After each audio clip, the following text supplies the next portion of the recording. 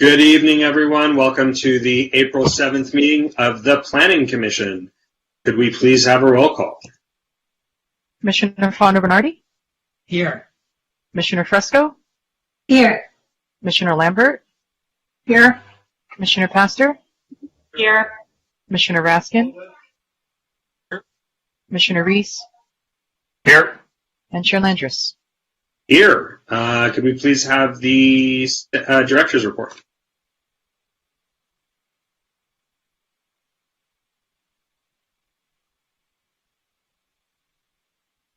Waiting for the slide to come up.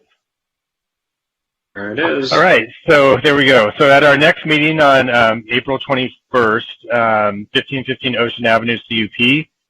This is an amendment to the Shore Hotel CUP to allow some affordable lodging units along 2nd Street. Same night, we also have 1448 7th Street, which is a revised tentative map.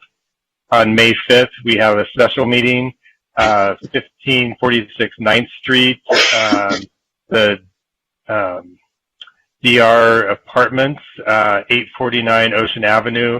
That's the Oceana Hotel text amendment. They are seeking an amendment to the code to allow their restaurant to be open to the public. And then 420 Broadway is a alcohol CUP for the recently opened Target store at 5th and Broadway. Sorry, May David, 12th. what makes that a special? Because it's our regular meeting day. Sorry, that's a typo. It's not a special meeting. Okay, May just 12th. making sure. Okay, thanks. Not special. Right. It'll still be nice, but just not special, Okay. right? Yeah, I understand. May 12th, that is a special meeting because it's not a regular night. Okay. And that's a follow-up on the housing element draft concepts. City Council actions at their recent meetings, March 23rd was the declaration of the surplus lands. And then March 30th, the council held a special meeting that night with direction on the housing element update. Upcoming April 13th, the emergency IZO extension, which restricts non-residential uses, sign ordinance cleanup, and economic recovery IZO cleanup. Also would point out that at the last meeting, council directed us when we come back with the emergency IZO extension on April 13th for the non-residential uses to look at the application date. If you recall, when they adopted the ordinance, they restricted it and said it applied to anything that hadn't been approved as of I think it was the date of the adoption. Now they've asked us to reach back, and that would allow some of the projects that had been filed prior to the adoption to move forward. So specifically, that would allow the Tesla project to move forward at 14th and Santa Monica. And then as far as housing element updates go, housing element draft concepts and focus survey closed April 2nd. The Housing Commission meeting on April 1st, and then Rent Control Board meeting on April 8th. And that concludes my report. Happy to answer any questions. All right. You're all very small. I don't see any questions. Are there any questions? Nope.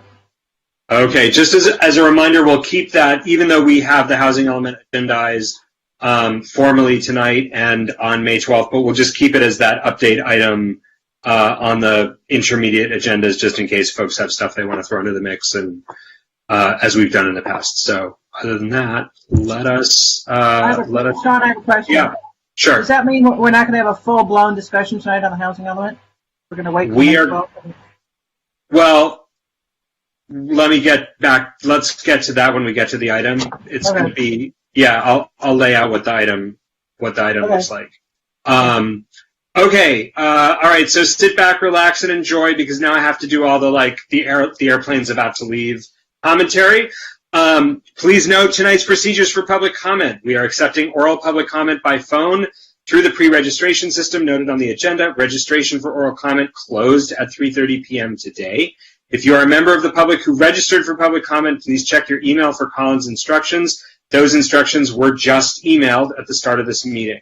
Written comments received up until noon today have been read by the Commission. Comments received after 12 p.m. today will be considered part of the record of the proceedings, but will not be posted online with the Planning Commission's agenda, might not be reviewed by the Planning Commission, will not be read aloud during public comment during the meeting, and likely will be placed into a middle seat between an aisle seat and a window seat.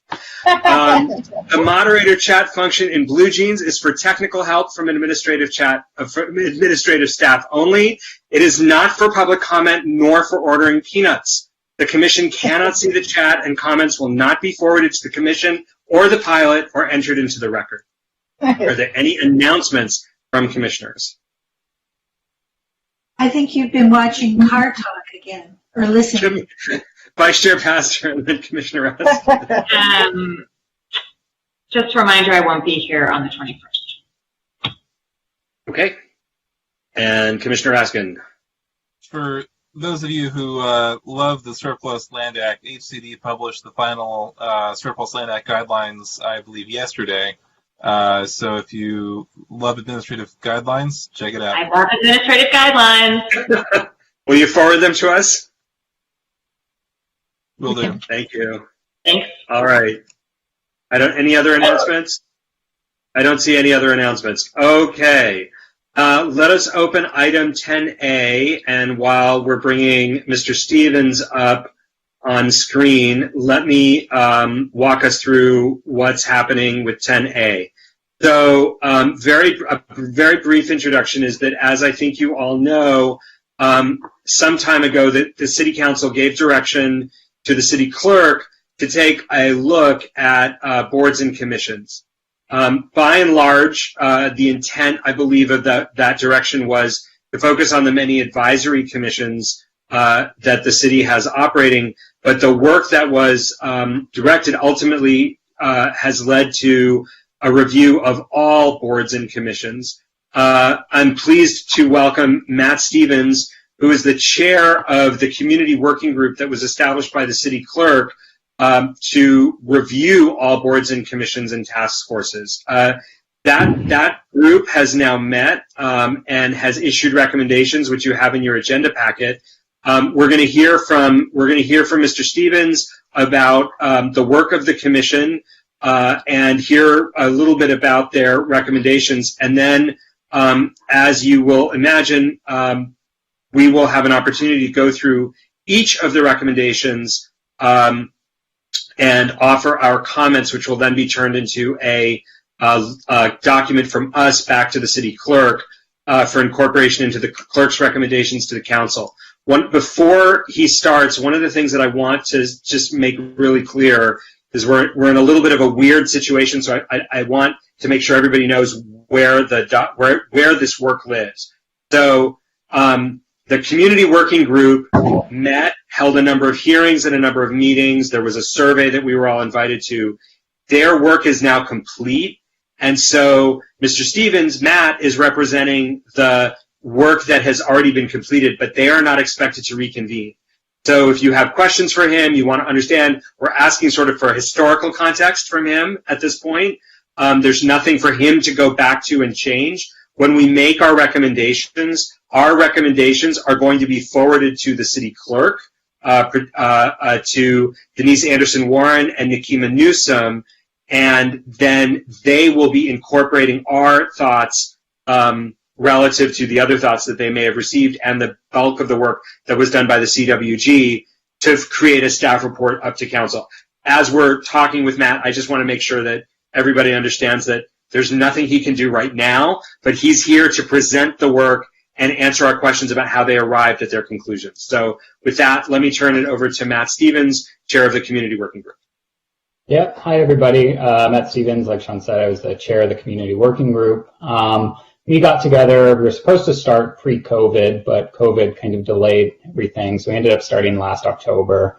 We met a number of times between October and March, probably spent about 25, 30 hours total together over the last 6 months or so, with initially a narrow scope, but eventually became kind of a much broader scope to review all of the boards, commissions, task forces in the city.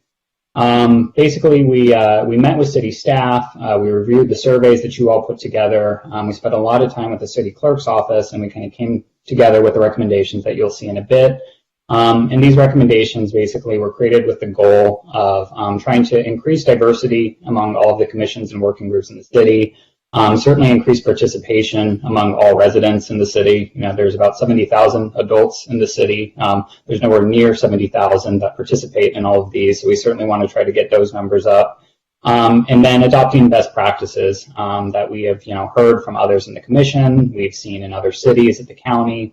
Just trying to kind of put together recommendations that we think will basically help every board, commission, and task force kind of work to its full potential here in the city. So I will share the recommendations. Give me 1 second. Can you all see my screen? Mm-hmm. Yes. Okay. So this document here, this is basically all of the recommendations that we agreed on together. So Sean, you want to just go one by one here, right? And we kind of review it. You guys can ask questions. What works best?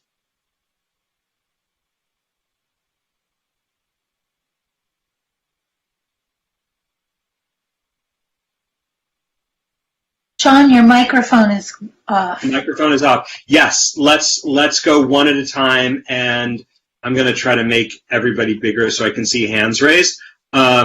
And then we'll come back and treat them one at a time.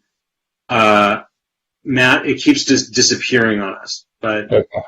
Yeah. Can you see it now? Yes. Okay. So I know I originally said that I could share it. Melissa, would you mind if you share it? Because I realize now I can't see any of you if I have this on my screen. Yes, I can. Give me 1 moment because I just realized that I didn't get it ready, but give me 1 moment and I'll get it up. Yeah, I'm sorry to spring it on, but I'd like to be able to see you all as we're talking through So this. while she's doing that, why don't we start with the first one, which I'll just read out loud. Officers should rotate and should serve a 1-year term as chair in order to promote diversity and provide a leadership opportunity for more members of the community. Melissa, I just went ahead and shared my screen, so there you go. Thank you, Jen.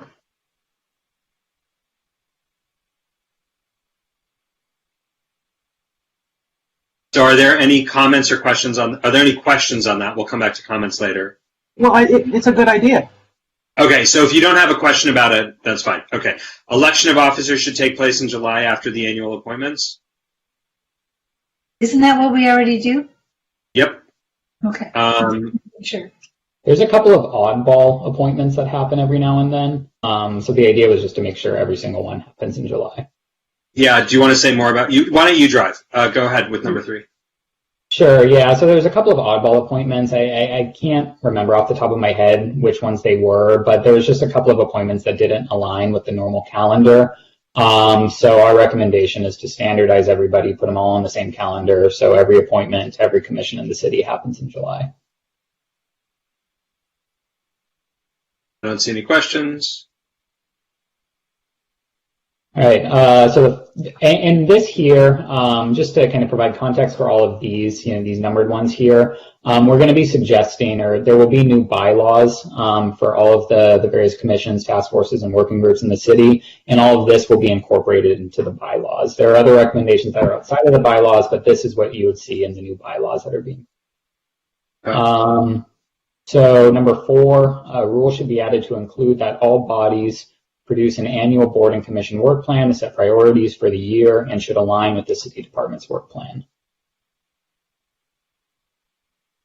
Questions? So I have a question about that. Yep, we'll start with Nina and then go to Jim. A lot of our work, all of our work really is not triggered by us. It's really triggered by council priorities given to the planning division, who then uses us to carry out our role according to the ordinance. So what would our work plan be? To do as we're told? You see what I'm saying? Yeah. So I'm not sure I have a complete answer to your question because this isn't something we really dug into with each commission. Ultimately, you guys would have to work with your department and kind of come up with a work plan that works best for you. The idea with all of this was just, to make sure everybody's kind of aligned for the year. With some commissions, there's been a bit of a disconnect between what the commission thinks they're going to be working on and then what the city department is working on. And this is kind of just to create a checkpoint for everybody at the start of the year to review everything to make sure everybody's kind of aligned with the same ideas.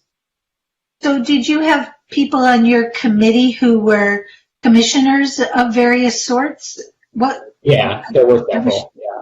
Yeah, okay. Okay.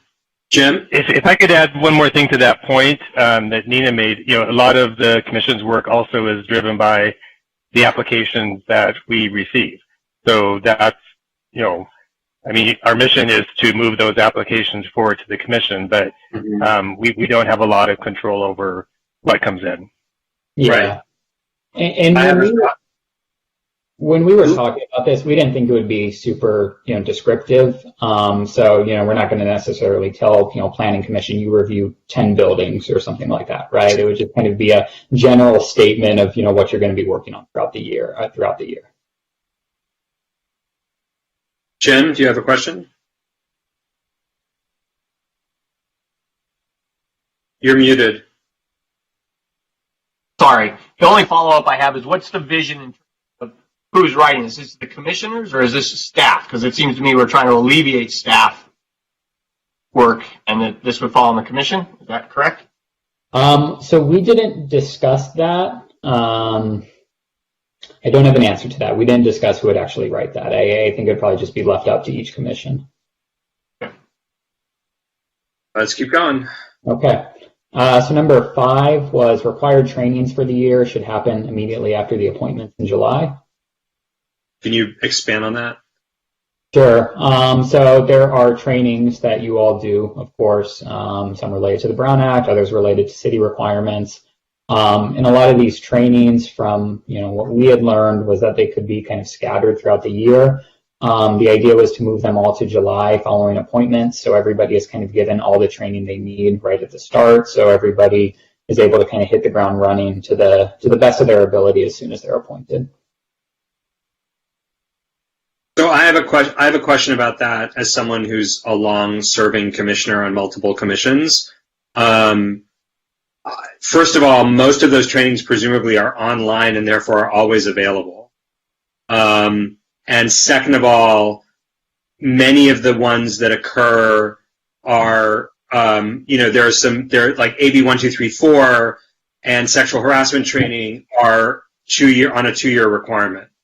I don't know if that I think sexual harassment is required in, training is required in Santa Monica as well. But, so is your thinking that for brand new commissioners who do not have prior training, you would want them to be trained essentially immediately, and then you would want the deadline to be more or less June 30th or July 30th on an annual basis moving forward?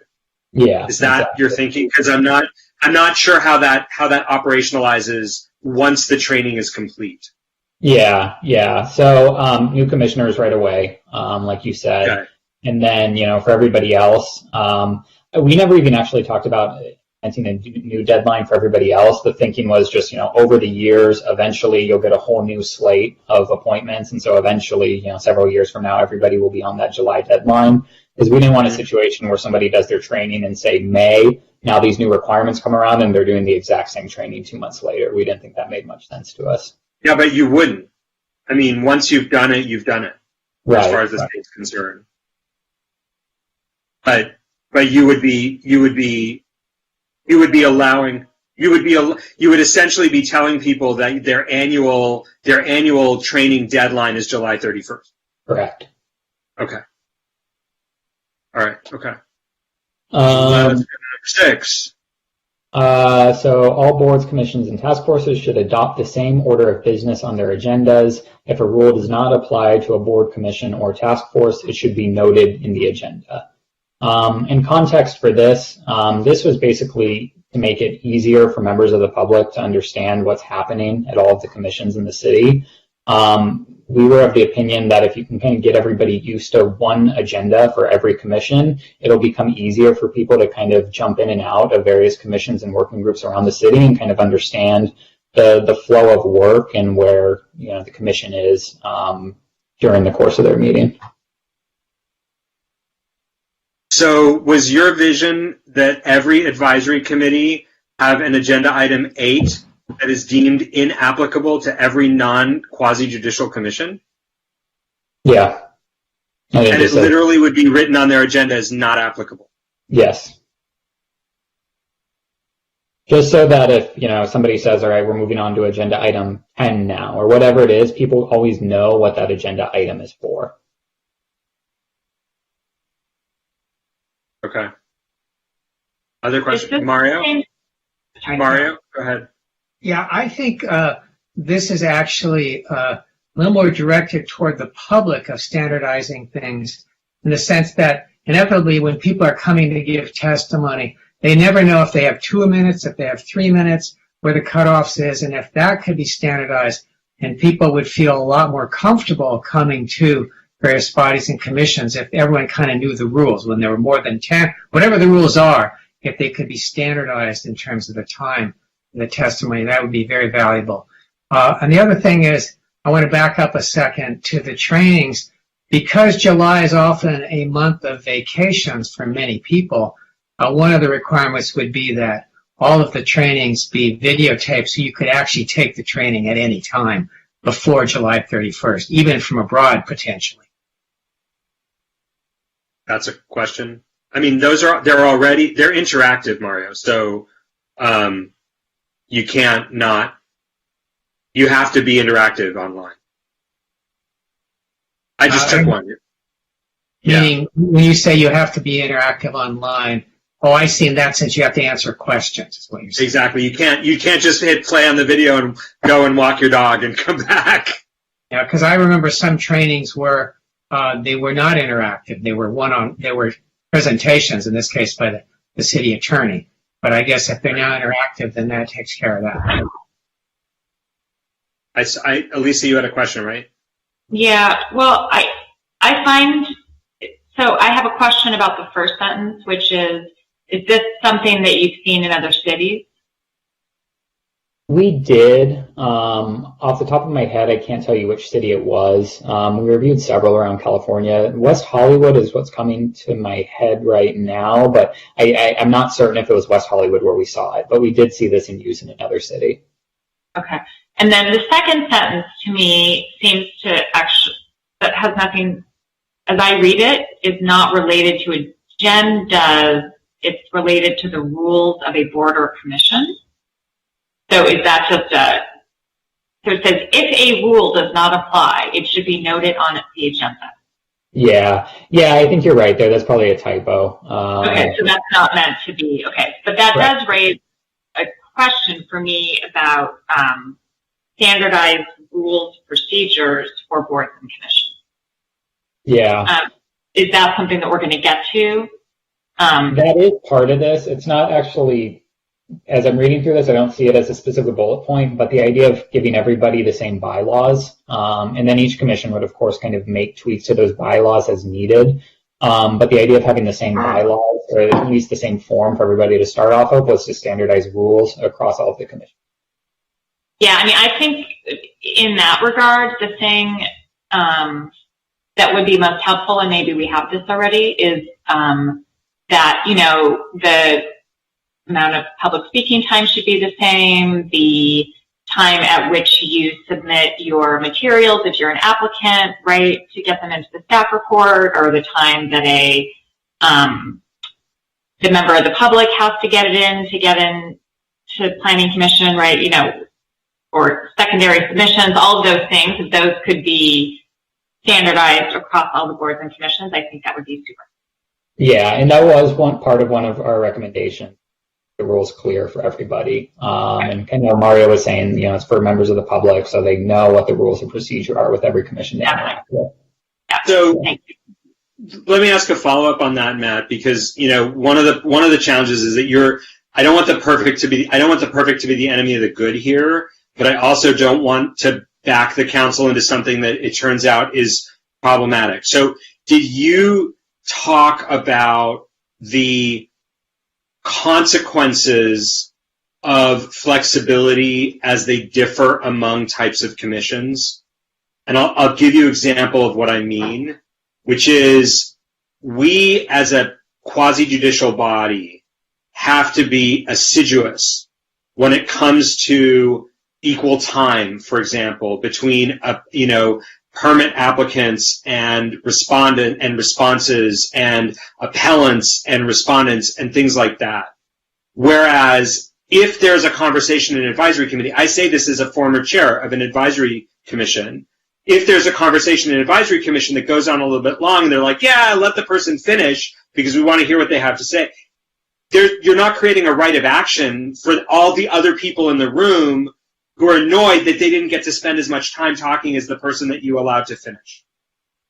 Whereas for us, if we did that, if we suddenly let a permit applicant go on for half an hour and shut off, other time, we'd be on a pretty bad legal hook.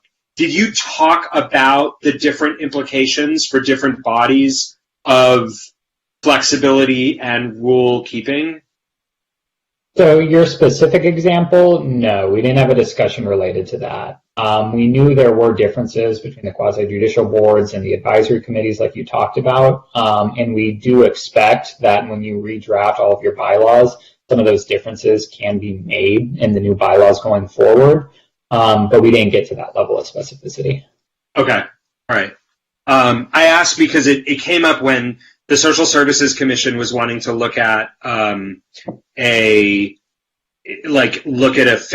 phase 2 of a project that still has not come to the Planning Commission, and there was a conversation about how we would facilitate that, and the applicants were really legitimately concerned about timing and fairness and making sure that they were not giving up rights and that the city was not creating weird obligations for them. So I just want to be sensitive to that.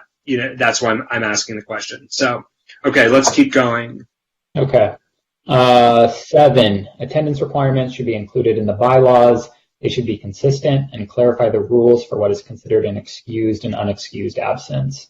Context for this, I don't think it's really an issue with Planning Commission, but there are other commissions in the city where some members are just occasional no-shows. And that can kind of create an awkward situation where the chair is not really sure if they need to police that, city staff is not sure if they need to police that. So we just wanted to create more consistent rules for everybody to work by so everyone understands what the attendance requirements are. So hang on, let's go we're going to get to this on the next page, but where it's more specific. Yeah, where it's more, do we want to, folks, do you want to do that now, or do you want to, the body got very specific on some of this stuff in some ways that is not problematic for us, but in some ways I'll just editorialize and say is problematic for us. Do you want to look at it now when it ties to it, or do you want to come back to it after we get through these first 10? Let's just go through these and then go back to the... Okay, well, just in order then. Let's just keep going in order. Okay. Okay. All right. Latest start time. Yeah, latest start time should be 7. It should be easy. 9. No latest end time? You couldn't let us all go to sleep at a reasonable hour? We talked about that, but no, it didn't come about. All right. So number 9, accommodation language should be included in the bylaws template after consultation from the Disabilities Commission. So we didn't really get specific on this. We thought it was best left to the Disabilities Commission, where people actually have expertise on this issue, to come up with it. But we felt it was really important that the city do a bit better job on accommodations and kind of standardizing it across all of the various groups in the city. And then 10, the task force on the environment should have term limits, since there are now more people with environmental expertise as opposed to when the task force was originally created. The status of the task force on the environment should change to a permanent commission with the same term limits as the other board. I lost the screen. Okay, former task force member Raskin has a question. All right. I actually was never on the task force on the environment. I was on the urban. Oh, you were on the urban forest task force, right? Okay, sorry. Yeah, my memory might be playing tricks on me, but didn't the city council approve a resolution to transform the task force on the environment to a commission on the environment, or something along those lines? Not that I'm aware of or that we discussed among ourselves.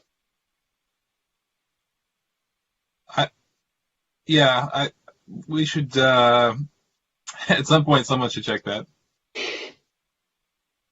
Yeah, that I don't know. I wish I knew the answer to your question, but that never came up in any of our discussions. The clerk's office or among ourselves, so I don't know.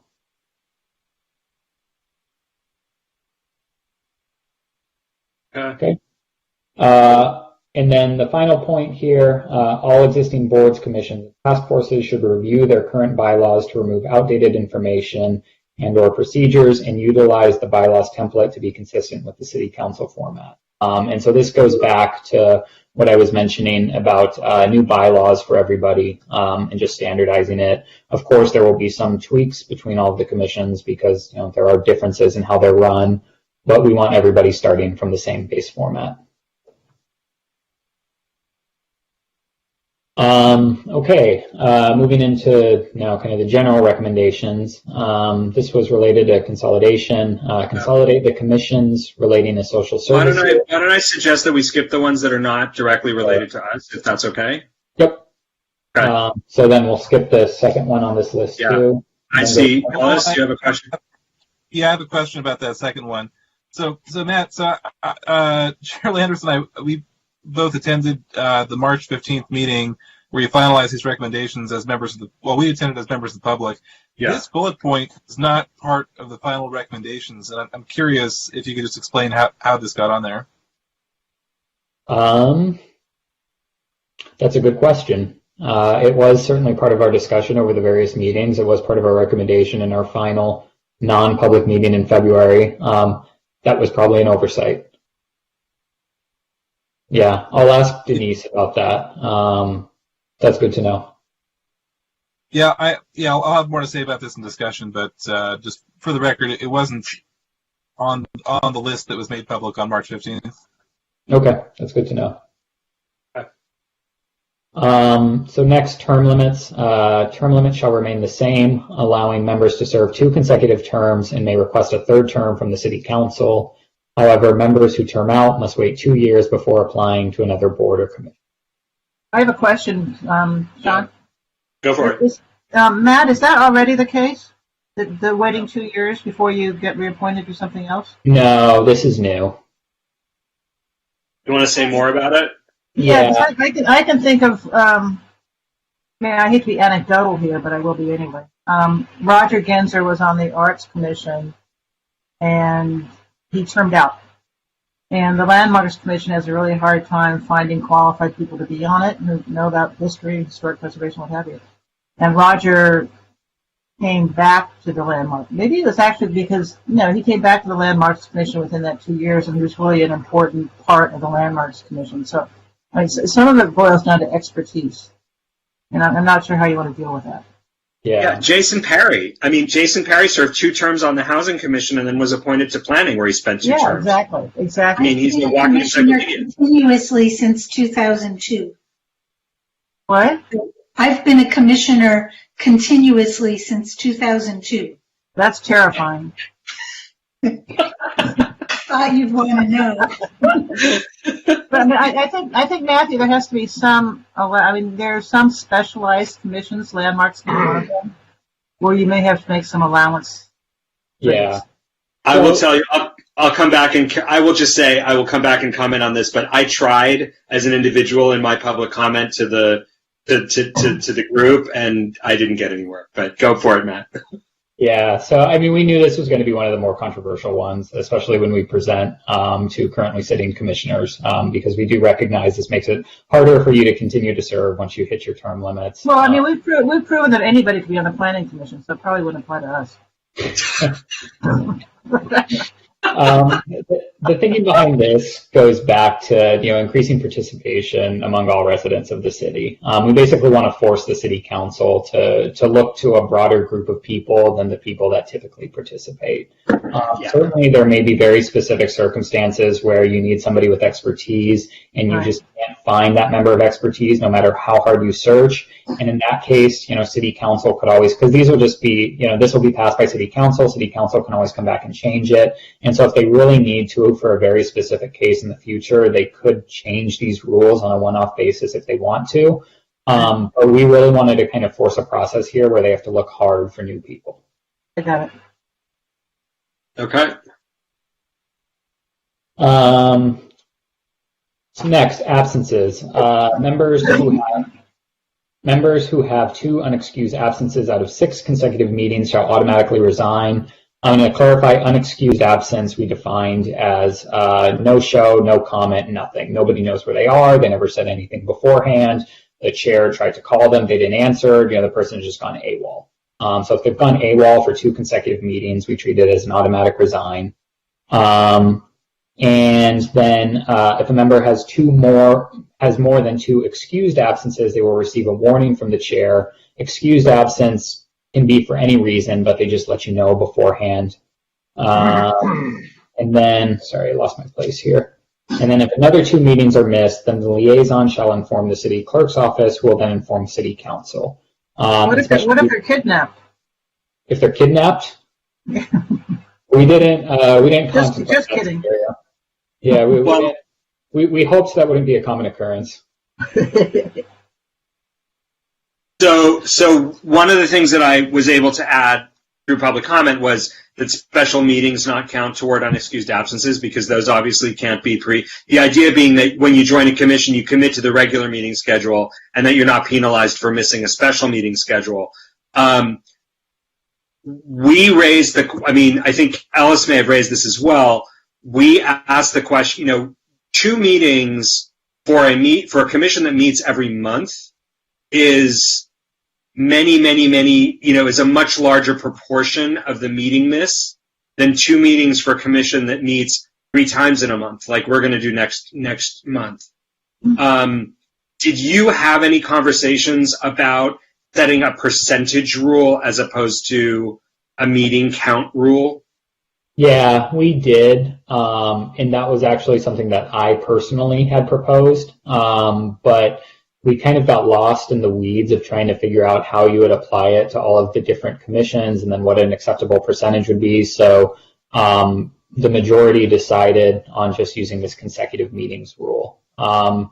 It could probably be more refined, and this wasn't one of the recommendations where we had a really strong consensus on all of it. So I think this will be something that the city clerk's office is certainly interested in hearing more from all of the various commissions and working groups in the city to better understand how this can be implemented. The main thrust, though, of this recommendation is we do want rules for attendance because on a lot of these commissions, you do have people who join and then just don't participate afterwards. Like I said earlier, you do sometimes get awkward situations where, we're all neighbors, right? And the chair doesn't really want to be in a situation where they're policing attendance of, a commissioner who's not showing. And similarly, it's not really fair to put that on city staff either. So we just thought it'd be best if there's rules that everybody lives by, and then if you have to enforce these rules, you can kind of point to the rules and say, I'm sorry to do this, but these are the rules that we've been given, so this is how we have to go forward. It takes the subjectivity out of it. Agreed. Okay. Next recommendation. Staff liaison. Please don't read that one because we're sorry. David and Jing, we would not be anywhere without David and Jing and the team. So and Melissa. So let's just skip that one. Okay, we can skip it. I'm kidding. Go for it. Okay, so staff liaisons are expected to do the administrative work for boards and commissions and not intensive research. Instead, staff research should be limited to information that the department uniquely has access to and should align with the department's work plan. And so context for this, this is trying to be cognizant of staff resources and staff time.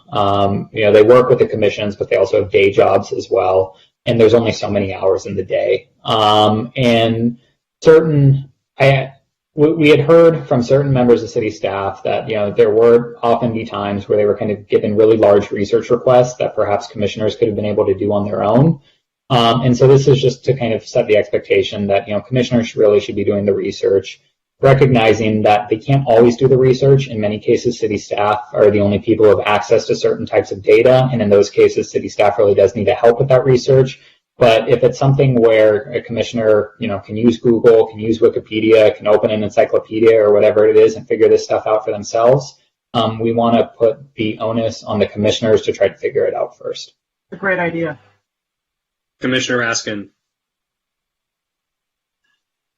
Just for clarification, did you mean to include the city attorney's office and deputy city attorneys in the staff liaisons category?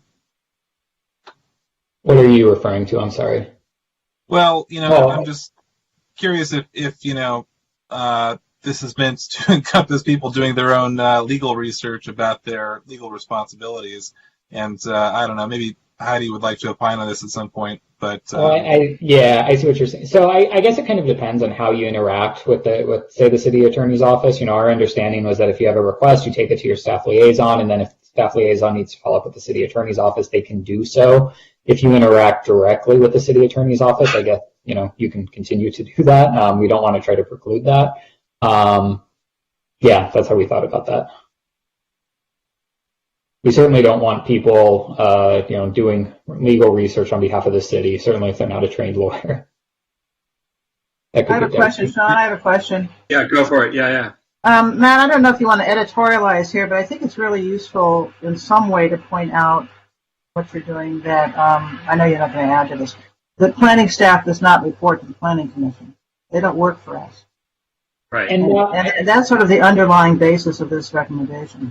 Yeah, and I don't want to speak to any particular commission or type of research project, but the general idea was, yes, city staff does not work for the commissioners. Right. They do have day jobs that take up a lot of time, and we want commissions to be respectful of the amount of time that city staff has. If it's something that you can figure out on your own, we want you to try to figure it out on your own. That's excellent. So I'll jump in on this one, and I'll put a question mark at the end because I'd love to know if you talked about this, but. Right, there are very different kinds of commissions, and I'm joking and not joking in my comment about skipping this one because we are utterly dependent on our colleagues, our partners. We have different roles than they do. We could not do what we do without them, and there simply wouldn't be a planning commission in many respects absent, David and Jing and their team. But by the same token, there are some other commissions that have been tasked with, let's say, oversight or some kind of, nominally adversarial is the wrong word, but they're meant to be a little bit more independent of staff. And so they're meant to be asking questions on behalf of council through delegated advisory authority that staff doesn't always necessarily have time to hear or want to hear or find convenient to hear. And so did you talk about that balance of that production tension about how do you keep staff and commissions working together in partnerships while recognizing that commissions have very special roles of putzing a little bit or bringing a new idea to the table or really encouraging, a new discussion topic or a new action item? Right, yeah. So one of the members in the working group is Pam O'Connor, and she had a lot to share about this specifically as it relates to the Planning Commission, because she did note that you all, have a lot more work that requires a lot more interface with city staff than most of the other commissions do in the city. And so that's why we added kind of the last words in this bullet point, aligning with the department's work plan. We would hope that as you come up with your work plan at the start of every year, that's kind of made abundantly clear in the work plan that there is a lot of stuff that planning staff has to do with planning commission. You guys kind of are a unique case. So that was certainly discussed, and we do want that to be taken into consideration. So yes. But I'm asking it at a different level. I mean, we could talk about, because this is, everybody's talking about it. We're all looking for solutions. Homelessness, right? We could have a commissioner on this body, on the Housing Commission, on the Social Services Commission, who comes in and says, look, I think the city's strategy is 100% wrong, and we should be doing this other thing over here that hasn't necessarily been considered. And for a variety of, real workload reasons, but also culture reasons and other reasons, it could be hard to get that idea its due if it was a good idea. And so I'm wondering how you would, we could have a debate about small lot divisions, and the social services commission could have a debate about the priority, the Santa Monica priority list. The housing commission could be having a debate about retention and eviction, and all of those things. The staff could have very strong philosophical disagreements. How do you how do you balance that? How did you cover that issue? So, okay. I mean, we didn't necessarily get into that. Like, we didn't have a conversation where I can answer your question directly. Okay. So, we didn't necessarily go over that. The general idea, though, was, for the type, the research that you all need to do, we want the burden to fall with commissioners first. Now, obviously that's not going to apply in every situation, and there will need to be conversations between the chair or staff, to try to figure it out. But as a general rule, on first pass, we want the research we want commissioners to really try to do the research themselves. I think that we cannot expect this group or Matt to anticipate every single issue regarding commissions and the interactions and stuff. No, for sure not. But I don't want to second guess. Like, I want to ask the question, because if they did have the conversation and they landed in a particular way, I think it's fair to their work to be able to give airtime to their process on these issues. I just want to make, because we could opine about every single one of these things, but they already did that work. So I don't want to second guess them. Okay, budgets. Yeah. Sorry, David. Budgets for boards and commissions shall come out of the department's budget. This was just to make the numbers more clear. Everybody kind of knows, both for residents and for, city staff and for the commissions, just everybody kind of knows, how much is being spent and what the budgets are and, where it's coming from and the big pot of city money. All right, Alice? Are there, just out of curiosity, are there boards or commissions that are financed by, say, a pool of money or a department that they don't really function within or advise, or is this something that's happening right now? Yeah, there was a couple where the lines weren't exactly clear. Off the top of my head, I can't tell you which ones it was. But there were several where the funding sources didn't necessarily make the most sense, how their money was coming through. This was kind of a transparency thing as well. And like I said, a transparency thing so everybody kind of knows, where the money's coming from. Yep. Next, a seat shall be added or if necessary dedicated, and we say if necessary because some are charter commissions, so unless you go to the voters you can't change that. So a seat added or dedicated to every board and commission for a member between the ages of 18 and 29 with a 1-year term and the possibility of reappointment. Going back to the point that I said at the beginning, diversity, bringing in more views. We had heard from a number of people and have just kind of seen in most of the commissions that the city struggles to bring younger voices into the fray. And, the commissions are certainly viewed by many as kind of an opportunity to develop leadership in the city as well. So we thought it was important to try to more or less force council's hand to try to appoint younger people to get more people involved.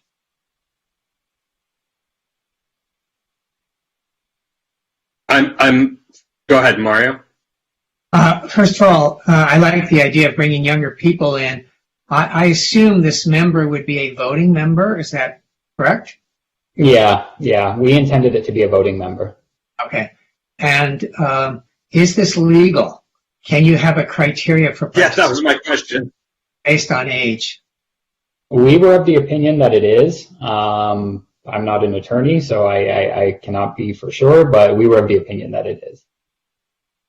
And is the reappointment continuous until you age out? Is that the intent? How's it work? Yeah, so we actually didn't discuss that point, and as you raise it, it's a good question. If you want to, have them serve the normal 8-year limit, which for most people would probably be until they age out, we didn't get to that level of clarity. So that's a good point, and I would say that's probably something that the city clerk's office and city council should think more about before they, finalize this. And Yeah. and there may be some value if the idea is to basically groom new leaders, is to have, like, let's say 2-year terms, and then not the possibility of reappointment, meaning they would go on to other commissions. And we want to open up windows quickly. In other words, if the turnover might be valuable, I assume a young person might spend a year, in effect, really getting oriented on a very skilled, and then another being quote unquote productive. Not that they aren't the first year, but they would really be able to hit their stride.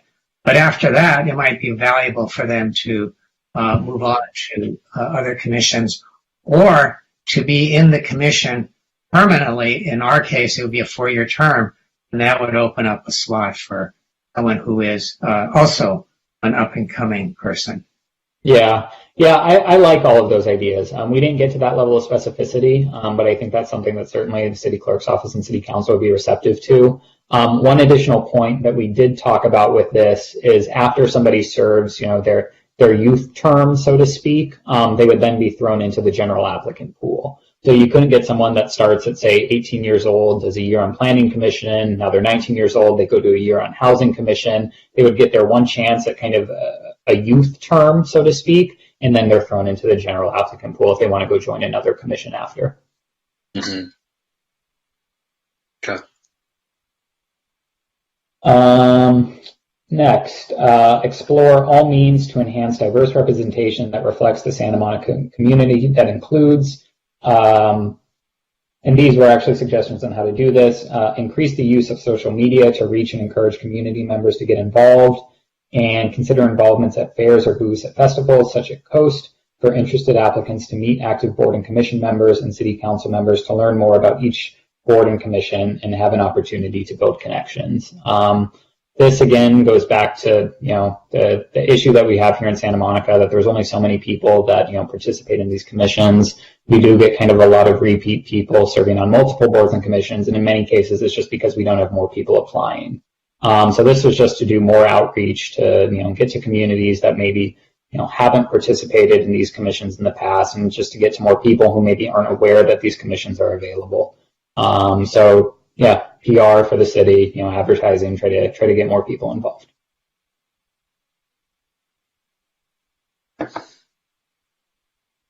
Next, comprehensive review of all advisory bodies should occur every 5 years. So this would just be the process that we all went through. It's just repeated every 5 years. We were told we were the first group to ever do this in the city. So instead of waiting, decades and decades, just standardize it to happen every 5 years.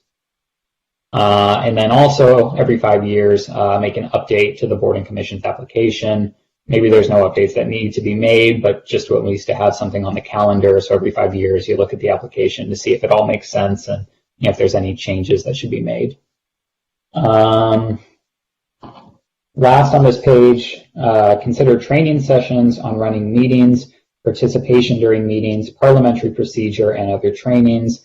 Such trainings would be for commissioners, but could also be open to the general public. And this again is, just to make sure everybody kind of knows the rules of how things operate.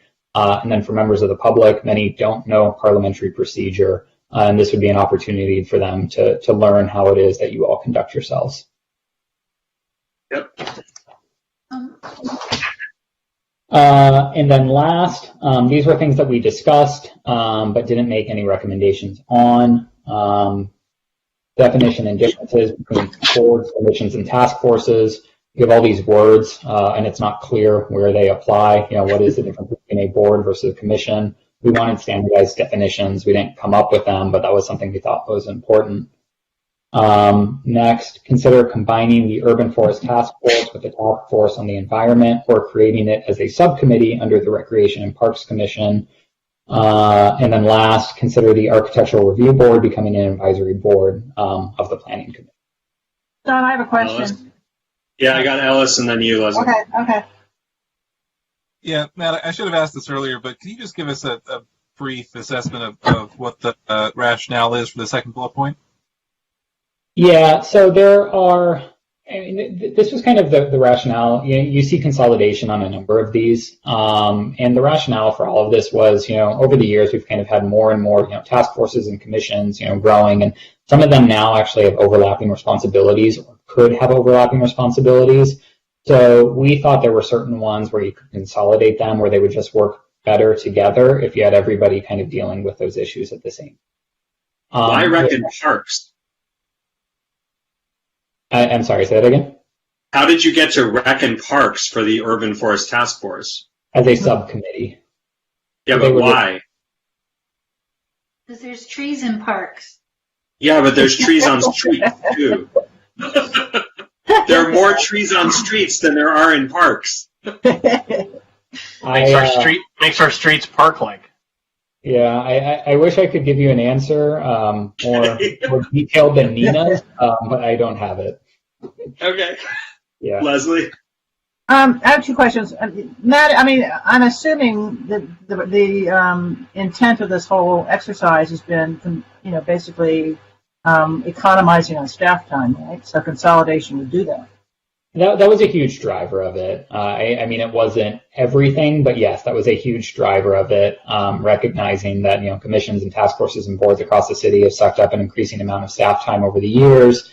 And then you combine that with how many layoffs we had next year. Right. It's going to become untenable for many of them. And then on the ARB, I'm beginning to feel like I am experiencing Groundhog Day.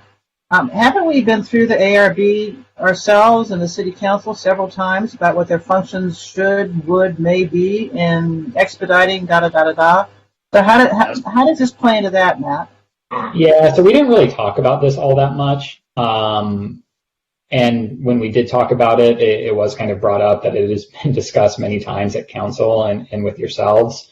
It was basically just kind of floated to us as a suggestion, or not so much as a suggestion, but just kind of as an advisory matter of something else that is being considered.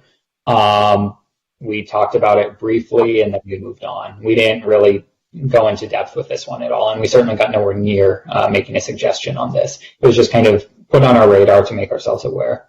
John, do you have any idea where this discussion is? Because it sort of dropped off the cliff. David, do you have any this idea where the discussion is? Because it's dropped off a cliff. So this is Jing. Hi. Sorry, I'm sharing my screen. But if you recall, we have already been through the resolution of intention on it. And at the moment, we received some council, direction, and we heard different comments. We've had two meetings with the ARB, or actually more than two with them. And at the moment, staff is working through just bringing back to the next step. We would bring back red lines to the commission, or concepts to the commission before we jump into red lines and a recommendation. So that'll be coming back to you at a upcoming. Yeah, thank you. It's good to know I haven't lost my mind. Yeah. Right. No, we're. So, okay. So, are there any more? So, here's the. Are there any more questions for Matt? Mario. A couple of things. Is the application for all the commissions and staff, task forces, et cetera, standardized? Is it one application now, or do you apply? It's one application. Yeah, as far as I'm aware, it's the same. The application form for each one is the same. Okay, and the application, once it's filed with whatever supporting evidence, is available to the public. You can see who's applying. Right. It goes on the city website. Okay, and people can apply for more than one commission. Yes or no? Yes. On the same form, I'm saying. On the same form, like if there's a checkbox where you just click, I want to apply it, no, there's not. Okay. So you're applying for a specific, you have to fill out the form each time, basically. Right. So you'll see there's an opening on the Planning Commission, and then you fill out the application for the Planning Commission.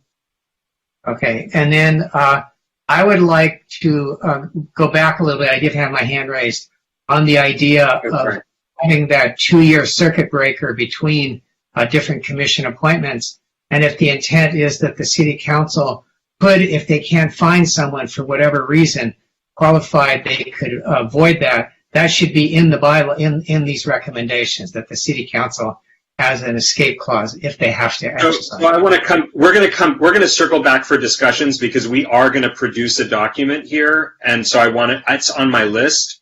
Okay.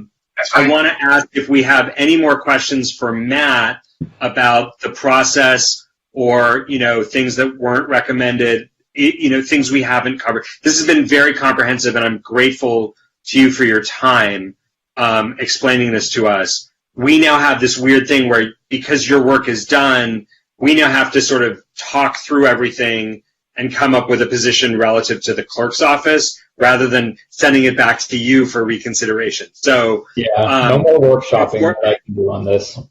Yeah, are there any more questions for Matt that would help inform? And we'll keep him around in case we need to circle back to him. But are there any more questions for him right now before we jump into discussion?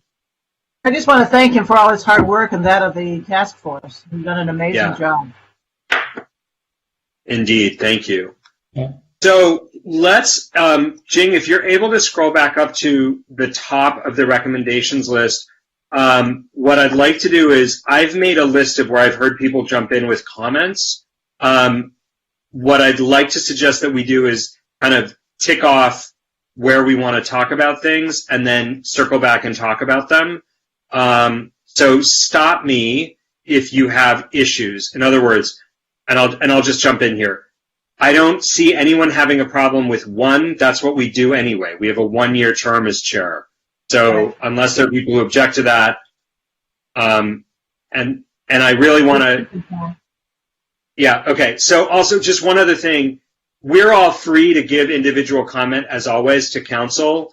I think I'll just editorialize and say, let's try to focus our comments here on what the planning commission's priorities are and think about our role as planning commissioners as opposed to residents or people who serve on other bodies. Because I want to recognize the work that they've done, but also there are some very specific issues for us. Do we have any comments on 2? I don't see any hands. 3, I don't see any hands. The work plan issue, I have something I want to say about that, so I'll mark it and come back to it. Any others? Okay. Required trainings. Anybody flagging that? Nina. Okay, so we'll mark number 5 and come back to it. The same order of business on the agenda. I'm going to flag that. Attendance rules as written here. Do we have an issue? I don't see any. The latest start time. Do we have an issue? I don't see any. Accommodation language. I don't see any issues. And presumably we would not speak on the task force on the environment. Ellis, go ahead. You want to flag it? We don't have to circle back on it, but I just do want to mention that in December 2019, the City Council did approve a motion to effectuate number 10. Oh, okay. All right, cool. All right, and number 11, does anybody have an objection to that? I don't think so. We'll skip. Okay, Leslie is telling us that I just got a message from Leslie that she is having massive computer problems. Left.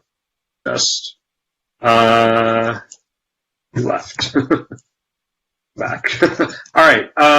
Let us go now to the term limits issue. Do we want to flag that? I think we do. Yes? Yes. All right. We're flagging that one. Are we flagging? We do want to flag the absence thing, I think. Yes? We'll circle back. I do want to flag it. Staff liaisons. That's fine. It's fine. Budgets, is fine. That's how we work. Do we want to talk about the young person seat? Yes. Yes. Okay. Explore all means to diversify representation. I think we're all good with that.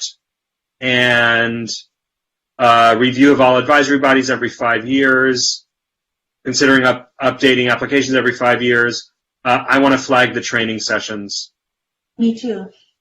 Great. Okay, so we have our list. Let us now, well, I think we've agreed that we're waiting, like those are all in process, so we're not going to do anything with those, right? Right. Okay. So, differences between boards, commissions, and task forces outside our lane. I guess the only question that I would ask, and we don't have to talk about it now, is there a planning piece to the urban forest or the task force on the environment? I mean, I'm assuming that if there is a private tree ordinance, it would come to us at some point for input, but Ellis? That's right, but I think that it might be worthwhile for us to opine on the merits of that recommendation, given our responsibilities. Okay. Yep. Let's do that. And then I have a couple of things that I want to add, which I'll wait until the end too. But does anybody have other items that they want to bring up as part of this commission's review? Hey, Sean, is there, I have a question. Yeah. Some commissions, I think, require citizenship. Is that true? Those are all gone now. We fixed it with Measure SM in 2020. Oh, excellent. Okay, thank you. Yep. No more requirement. Cool. And Matt wants us all to know he's still here. He's just off camera. So if we have questions for him, we can always circle back.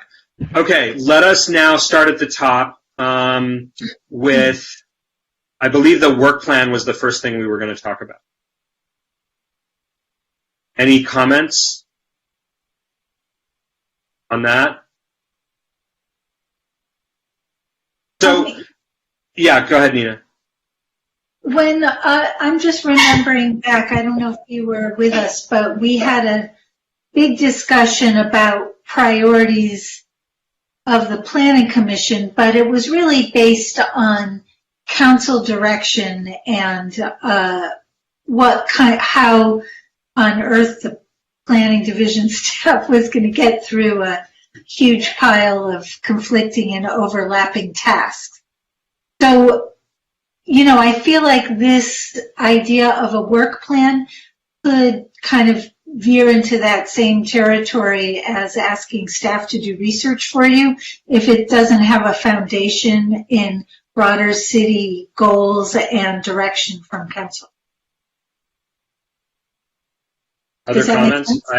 It does make sense. I have something along those lines, though. So I want to give two examples and put these in front of you. I think there's a value to this requirement for us, but not as it's phrased, which is, and I'll give two examples from prior commissioners. Jen Kennedy worked very hard on the short-term rentals issue. And it took a few tries for her to get that agendized and then actually put it on the agenda. Similarly, Richard McKinnon, was fairly frequently nudging staff, effectively or not, mostly effectively, for bike plan updates and pedestrian plan updates that staff wasn't always ready with, but part of his role as a commissioner, as he saw it, was to be an advocate for that infrastructure and that planning. So I want to suggest that there is value to having the conversation on an annual basis where a commissioner could have the opportunity to say, hey, everybody, I really want us to be working on this thing at some point. And then whoever is the chair and the vice chair and the staff work together to find a window to agendize the conversation. It doesn't put staff in the position of having to do the research, but does sort of create that moment of saying, hey, this is what I'm bringing to the commission. I'd like everyone to be aware of it and think about it, whether, whatever it is. So I think there's value in that. The only problem is when the city council intervenes and gives them another work assignment. No, I understand that, but that would be like if the person then brought it up, we could all turn around and say, hey, we just don't have time to, great idea, but we don't have time. which is essentially what happened with the bike action plan, because staff would say, I'm sorry, we don't have an update for you because council has directed us to work otherwise. That, in fairness to staff. Jim? I was going to say, I remember in my first go around on the planning commission, we had an agenda item, which was future agenda items, where commissioners could add anything they wanted to that. But I'll tell you, it created frustration because we wanted things to be acted on as commissioners, but as you guys have already pointed out, staff has got other taskmasters, and we're not really their taskmasters. So I like the idea that we should bring our perspectives, but I do see that there's it creates some frustration on the commission as well with the commissioners and with staff. So I would caution us. Right, which is why I'm suggesting a once-a-year safety valve, right? The equivalent of the work plan for us would be a July or August meeting where, David and Jing come in as what they did last year. Okay, the housing element, your job this year is the housing element. That's your big job. Everything else is going to go to the side pending the housing element. And then, somebody raises their hand and said, hey, can we have a little time to talk about this thing over here? And then we find a meeting where the person can make their pitch, but there's no obligation on the part of staff. And there is that safety valve of a commissioner being able to say, I joined because I really care about this thing, and I want you to hear me talk about it. I think it's a good idea. I just think there's some perils in it, and it's hard to push things forward. Yeah. All right. So we don't think we want to set a work plan. Is that what we're saying?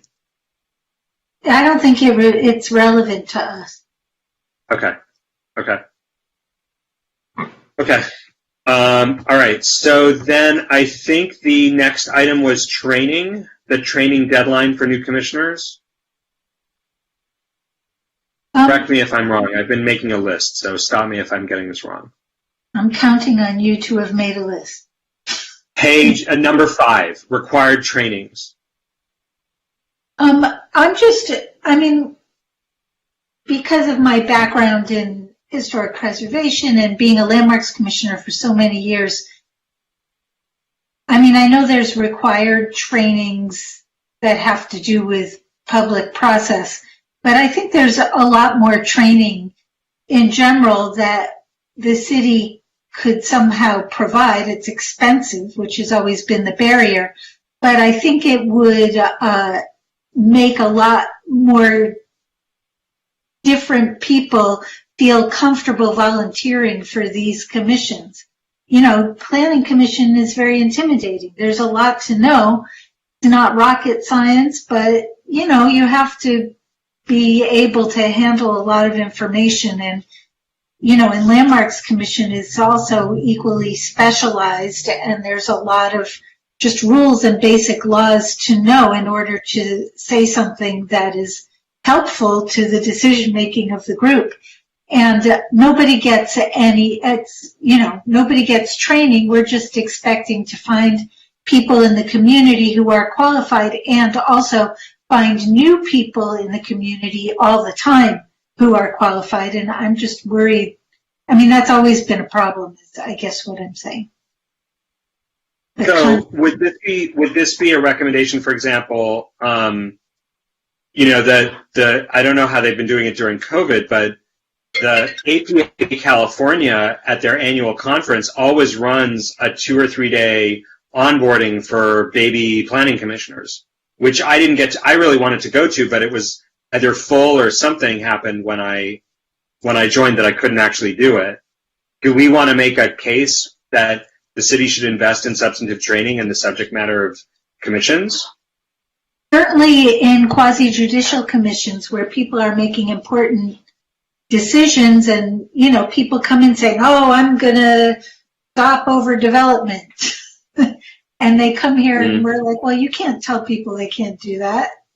And we have, we train people, we train each other as we go. Yeah. And, I feel like that, for a lot of people, they don't apply because that's really intimidating. Right. And, we want new people, and we want young people, and, I don't see how we're going to achieve all those goals if we don't also offer some sort of training or assistance or support. Yep. Okay. Well, I would just say that, I think it's great to offer training to give people better expertise. And I think in every field you would find different training. But part of this process, I believe, was to find ways for the city to streamline their budget. And now what we're saying is we should have a budget for training. Plus, I think as I read this is more of the training of ethics ethics and making sure you understand the Brown Act and that you don't run afoul of any ethics rules. That's what I see this as really getting at. Yeah, I'm fully supportive of. Yeah, no, I agree. Yeah. Yeah, I agree as well. I mean, I think if we're talking about this particular item, when we have the training issue later on, I believe that it would be very helpful to require a Brown Act training for anyone who has not served on a commission. If you've not been on a commission before, the requirement should be within 30 days of your appointment, you will get trained in the Brown Act. Because we've seen it over and over again. That's where people make mistakes. They're not intending to make mistakes. They misunderstand the rules. Sean, we have Brown Act training now. Yeah, but we don't have it as there's not a deadline for it. The idea should be that within 30 days of your appointment, you should have absolved that training. Well, in the past, most commissioners were appointed in the spring, and soon after that was the Boards and Commissions dinner, and all new commissioners showed up an hour early for their Brown Act training. So, I mean, the process is sort of broken, but it used to work that way. Right, but you'd be appointed July 1, and then the Boards and Commissions dinner would be in May. So you'd serve for 10 months before you got your Brown Act training. Is that true that it was in May? Unfortunately, yes. Yeah, I can't remember. It was ages until I had my Brown Act training. Yeah. So I would say it's too short of a time. Maybe it's 60 days. But 60 days? It's a long time to make mistakes. I would make it 30, but or within your first 2 meetings. I don't know, but then it would be a month for us and 2 months for everybody else. Well, or maybe it's I would rather tie it to the meetings because again, there's a lot of commissions that have meetings a lot less frequently than we do. Yeah. Okay. So how about making for new commissioners, people who've never served before anywhere, they would have to get their Brown Act training within the first 2 meetings of their appointment. Well, I think it should be all new commissioners, even if they have served somewhere else. Well, if they can show that they have a Brown Act training under their belt, they shouldn't. Like Denise is very good about that. If you show that you've had a Brown Act training elsewhere and you can prove it with a certificate, or your ethics training or your sexual harassment training, then you're good to go. Because otherwise I'd be doing them twice, for example. So they count because it's a state requirement. All right, okay. Right? But what do you think of making it mandatory within the first 2 meetings of an appointment as a brand new commissioner? That's good. Yeah? Nodding? Thumbs up? Okay. All right. Okay. So then let's keep going. Standardized rules. There was a comment earlier. I just want to flag this. There was a comment earlier that I thought was very good from Mario about standardizing public comment rules across all commissions. How do we feel about that? Okay. Well, I agree, and I think we should standardize the rules not just for public comment, but for submission and applicants. Right? There should be here's when you have to submit documents. Here's when you can comment. Here's how long you have. Right. By the way, Heidi will kill me for saying this, I'm sure, but I have heard that there is a question as to whether pre-registration is legal. I will say that I'm uncomfortable with it. As you know, I pushed us to move it as close to the meeting as possible. There is some concern that pre-registration may not in fact be legal under the Brown Act, even with the executive orders. Because people should have the right, which I feel strongly about, to hear the item and then get mad or enthusiastic or whatever and pick up the phone and call or go down to the meeting and fill out a chit. So I think we want to standardize that as well in a way of saying we are committed to giving everybody in Santa Monica consistent access to their boards and commissions to participate in their work on as open a basis as possible, right? Mario? Why did we go to the pre-registration system to begin with? What was the advantage for us? It was a response to COVID, and different jurisdictions did different things. LA County limited live public registration, live public comment drastically, and took a hit from the LA Times for it. But they're still telephonic only. It was staff attempting. I'll defer to Jing and Heidi on this, but staff was trying really hard to bridge the technology gap, and pre-registration was designed to ensure that people could get into things like Blue Jeans and be able to make a comment or get on the phone, and make a comment. And we don't have the same resources. City Council hires has a whole separate setup that's more expensive. So are we really saying that absent the pandemic, we would go back to a more instantaneous responsive system? Is that really where this is going? That we're operating temporary flight rules that might not be valid in about a month or 3, whatever. But so we should plan really for the future. How do we want to operate in the future rather than a special case? It's unlikely that I'm on a Brown Act working group, and there are a number of bills pending. I would say, best guess, it is unlikely that we will continue in the current regime. We will go back to an in-person regime. It is very likely that all jurisdictions will be required to permit telephonic and video conferencing in some form, simply on an equity basis, because there will always be people who cannot come out into large public gatherings, at least for the foreseeable future. And so we do want to limit our pre-registration requirements as much as we can, but we should assume that even if we're back in person, sitting on the dais, we will be hearing people calling in over the phone or over the internet, if they choose. But we'll still be able to have those people who run into the council chambers in their pajamas because of something they heard on the radio, right? Yes, always. I love it. Will be required. There are major equity issues here with in-person versus online. There are huge swaths of California where people don't have broadband, particularly the Native American populations and reservations have inadequate broadband, and there are also places where just to get to a commission meeting, you'd have to drive 2 hours one way if you live in a place like Humboldt County. So this is a longer conversation. But standardized public comment submission and pre-registration rules, yes. Maximize participation. Okay. Reduce barriers. Okay.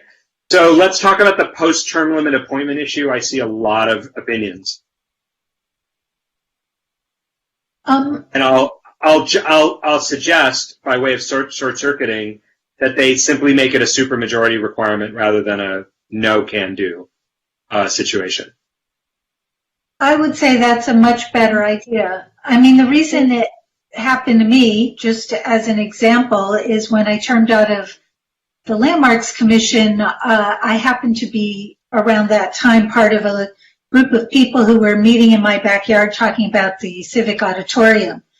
And we lobbied council to start a civic working group, and the timing worked out, and I went from one to the other, but I was also one of the people who was lobbying hard for it, and I had done a lot of research and was, just had knew a lot about it, and it would have been pretty, I don't know, I mean, that's all. So I feel like,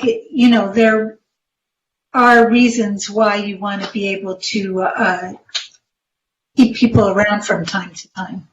Yeah, there are commissions that require. Jim, then Leslie. What? Okay. I was saying Jim, then Leslie. Sorry. Okay, I'm sorry. Okay. I think there's merit in trying to get more and more people on the boards, but at the same time, if there's somebody who has an expertise, they should be put on there. So I like your solution, Sean, and I think we should run with it. Leslie? No, I'm fine with that.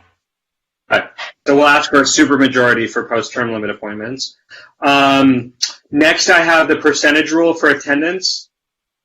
I would like it to be a percentage rule. It's a percentage of unexcused absences, not just absences. Well, I think we should set the expectation that everybody makes 80% of the meetings, and if they, for whatever reason. I mean, the idea that you would have multiple excused absences doesn't make a lot of sense. Ellis? Yeah, I like tying this to some sort of ratio. I think that there are rules on the books in most, if not all, bylaws that deal with these circumstances. I think it's really just a question of enforcement, and I question whether changing the rules would actually lead to stricter or more uniform enforcement. Well, we know from recent years that council has been requesting attendance records. We know that when I actually had to navigate this in a previous role where there was some absences that were starting to hit the line, and I happened to know that there were good reasons for the absences. I think the bigger issue is one that we haven't talked about, and I'm going to bring Matt. If we can have Matt, I realize we didn't raise this, so I don't want to second guess his work if he's still on. Matt, are you still there? Great. Okay. So one of the things that absences raise is a question about the role of a commissioner. And in some instances, you could have a situation where there's a commissioner who is working very, very hard, who's meeting with staff, who's providing expertise to the city, who's doing things that are outside the context of the meeting, and then for whatever reason, failing to attend the 2-hour block of the meeting. And I was wondering whether you had a conversation about the definition of what it means to be a commissioner, and whether it was narrowly tied to, those 2 hours a month, or whether there was some acknowledgement that commissioners do things outside the meeting context. So we didn't discuss kind of the definition of a commissioner as you frame it, but we did want there to be flexibility in here where, we leave it up to city council ultimately to decide. If there is an attendance issue, we thought it was important that city council should be made aware of that, but we didn't want to set any kind of suggestion for what city council should then do at that point, because we recognize that there might be unique circumstances as you described, right? Somebody that does a ton of work outside of the commission, but for whatever reason can't attend very many commission meetings. We couldn't, figure out every scenario, but yeah, flexibility for council on how to figure this out we thought was important. Okay. Okay, that's helpful. And then Heidi, I have a question about recusal laws. If a commissioner attends a meeting and is recusing from a specific item, they obviously are required to explain why they are recusing from a specific item. What happens if a commissioner simply doesn't go to that meeting? Do they still have to submit? You mean if there's no other business on the meeting, and if they have to recuse, they just don't go? Yeah. Or if they just, yeah. Right. I mean, I think we would have to look at what it means to be absent, but a recusal, normally would not count towards that because you are legally precluded from participating. right? Okay. Is that what you're asking? Yeah, because we're never going to have a meeting that has no other agenda items just because we always have a planning director's report. So legally, there's always something happening other than the item at the meeting. But we could have a special meeting with a permit where somebody has to recuse for some reason, and right. They say just, well, I'm just not going to, there's no point in my coming. I would be inclined to call that an excused absence. I mean, I don't think anything precludes the city from defining that as an excused or an unexcused absence. I think the city has discretion to determine the boundaries on that. But, you know, like I said, like in terms of the meeting itself as opposed to the item, but, you know, like legally they are precluded from participating. So that certainly could be justification for excusing them from the entire meeting, if that's the only item. Right. But, you know, I think we would want to make that clear either way. Right. But I do think you have discretion to determine that. Okay. So what's your pleasure, colleagues? Do we want a percentage rule? Do we want... They go into some fair amount of detail here. What would we like to say? Well, one of the things is that... we'll go to Mario and then Jim. Mario? Thank you. One of the things is, remember, we're only talking about excused absences here. In other words, unless, as they've been kidnapped, as Leslie said, you know, excused absences are fairly easy to achieve. You just have to tell, in this case, the chair, that you can't make it, and hopefully you do it in a timely manner, and you don't do it, you know, 2 seconds before the meeting. But these don't seem to be very high bars here. They do the minimum amount of control and achieve what we want, but they don't sound to me as that, you know, you're going to be really penalized if we employ these rules. They seem very relatively benign, but point you in the right direction. So I'm happy with what we have. Okay. And I will add one exception just to put a light on it. There are some commissions, like the Building and Safety Commission, that might meet only twice a year or even once a year based on their workload. When someone appeals a building department decision, which is very rare, if you set a two meeting rule, they might be way out on that. That's right. Right. So what I'm saying is that, again, because it's a question of excusing, and excusing is just a notification, I think they're fine the way they are. Okay. Jim? No, I don't have anything to add.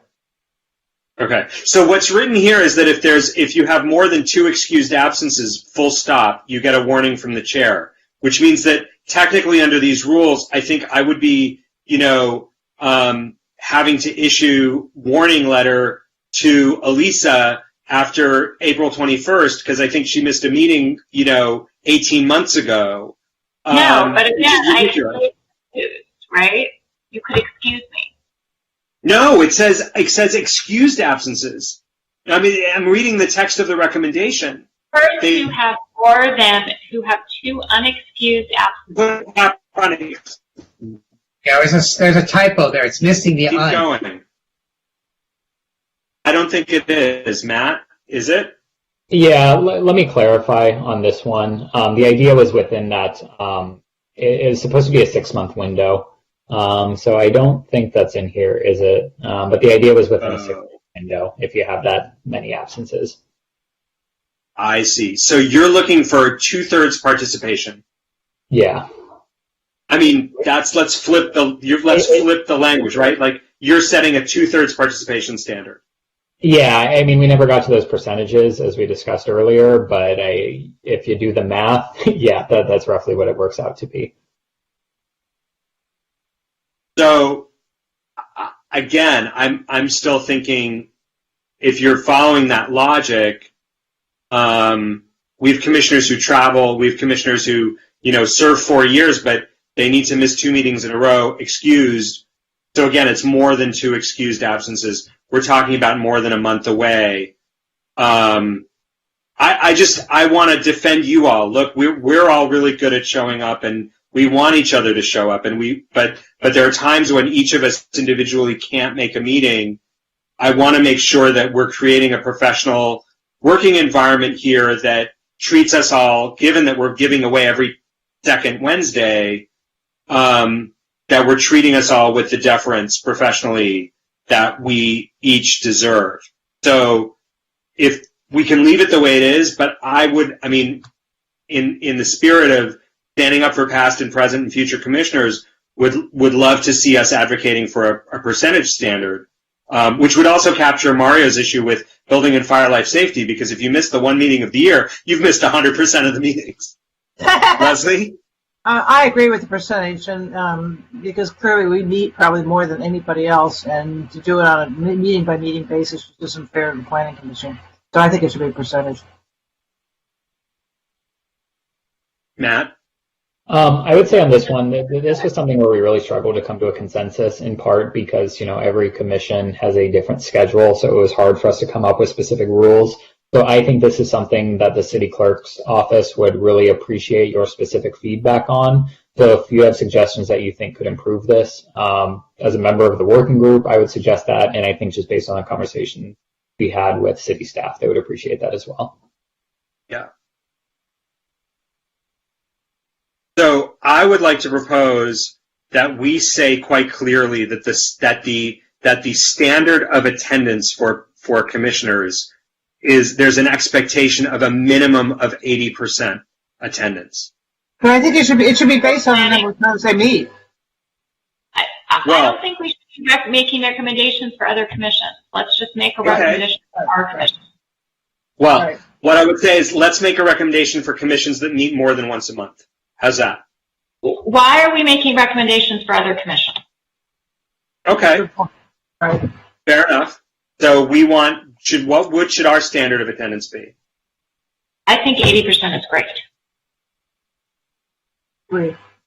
And how we work out excused versus unexcused. I want to remind, the other thing to bring up here is that we have a rule. Remember that if we have a bare quorum and a permit comes before us, the applicant has the right to continue the matter until more commissioners are present because they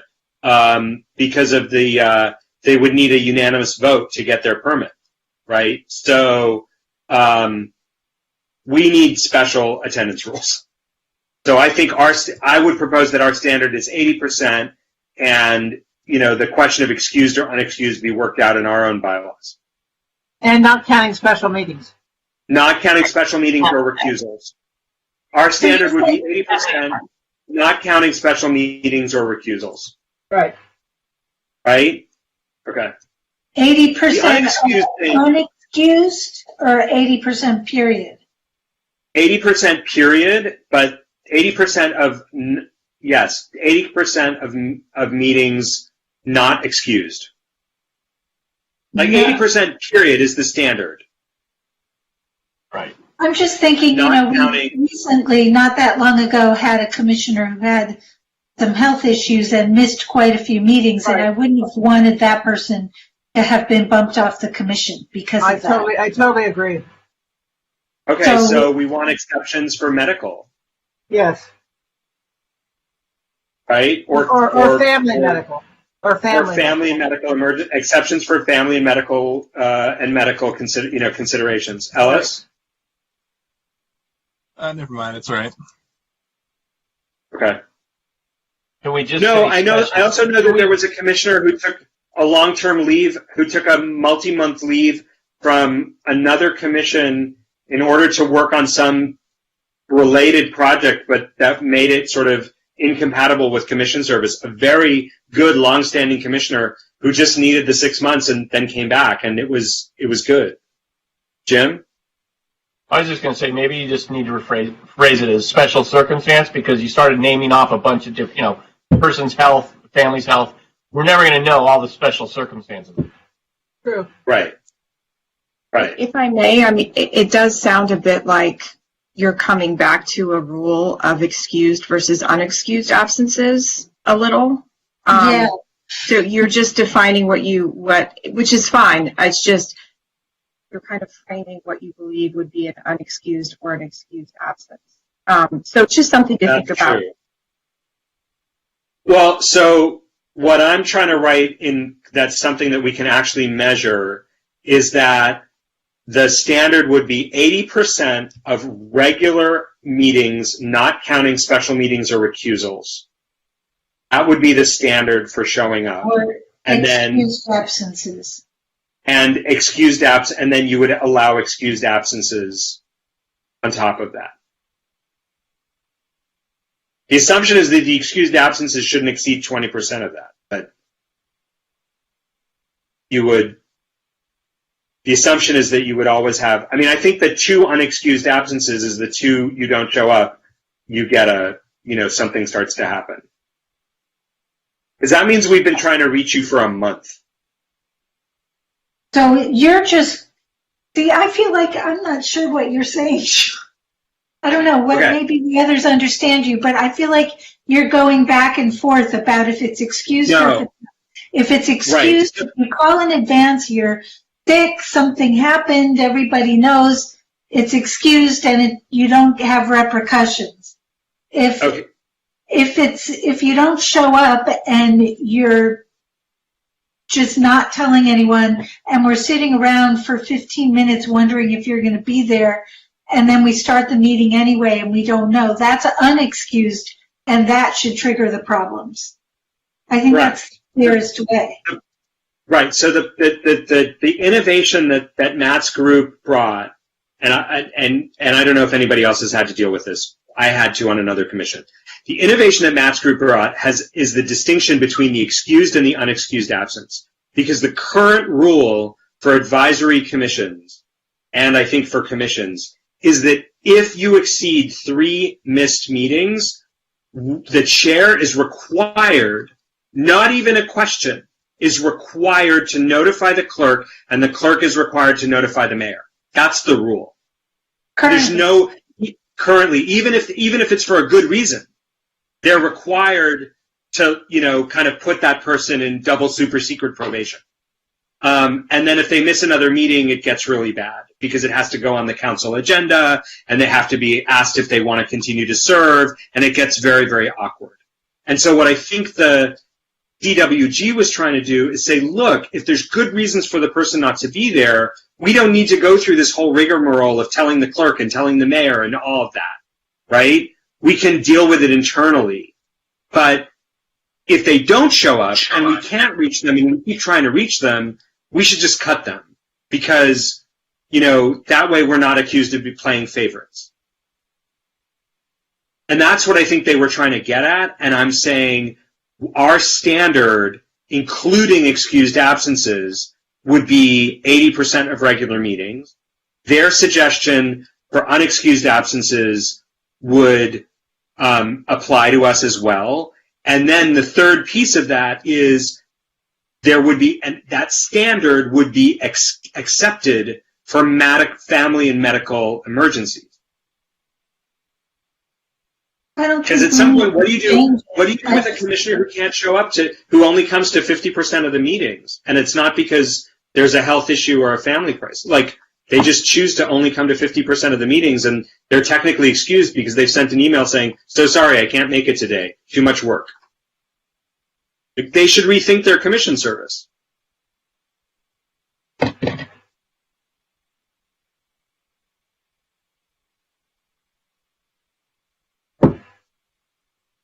No? Yeah, in theory, yes, I just don't feel like there's a real fair way to do that without making it really cumbersome and difficult for people who do have issues or whatever. I don't Okay, so let's follow Elisa's advice and only talk about our own commission. So what would we do? We know we've had a commissioner who had a medical crisis, missed a lot of meetings, came back, served out his term with distinction. What do we do? What is our standard? Like, what should our standard be? Can I make a suggestion? Why don't we give ourselves the option if that happens, to say we don't want to send it, it's not an automatic thing, right? We just give ourselves the option. We have a discussion. We say, this person had a terrible accident. Okay. They're a great member. And we do it on a case-by-case basis.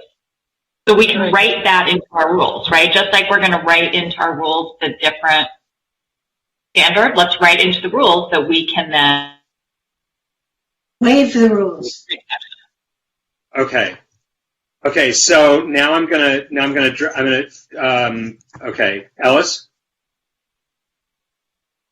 Also, just for the sake of clarification, and this might need to be spelled out, but, I don't think that, the chair of any commission has the power to remove members. That has to be done by the city council.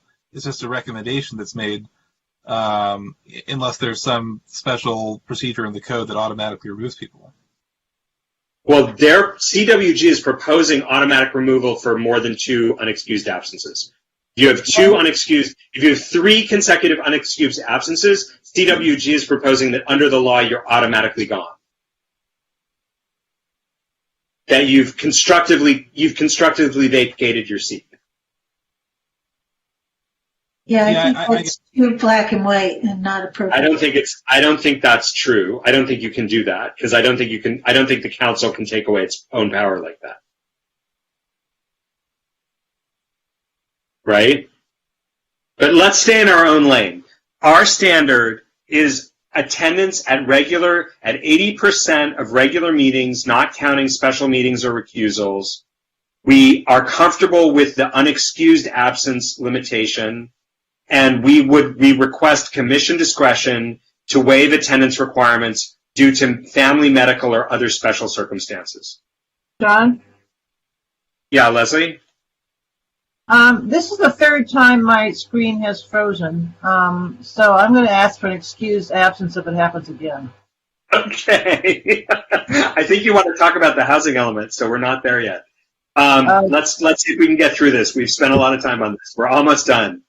Have we solved that one? Can I keep going? Great. I only vaguely understand what you said that time, but okay. I will try to draft it. The point is the CWG's recommendations should not apply to the Planning Commission. The Planning Commission wants to set a percentage basis rule and wants discretion to waive attendance requirements due to family, medical, or other special circumstances. Very good. Very good. Great. That I understood. Thank you. Yeah. Young person's seat.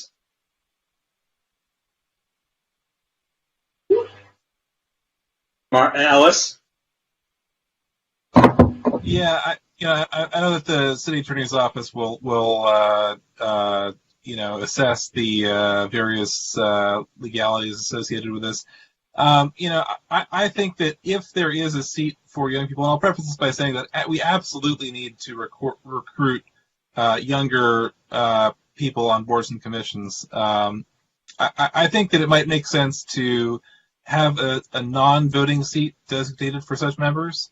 I know that the contours of some commissions are set by state law and also the charter, and I think that this will be an easier rule to implement, especially on the Planning Commission, if there was a non-voting advisory member.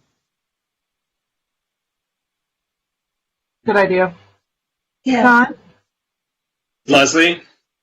I'm just not sure how this would work.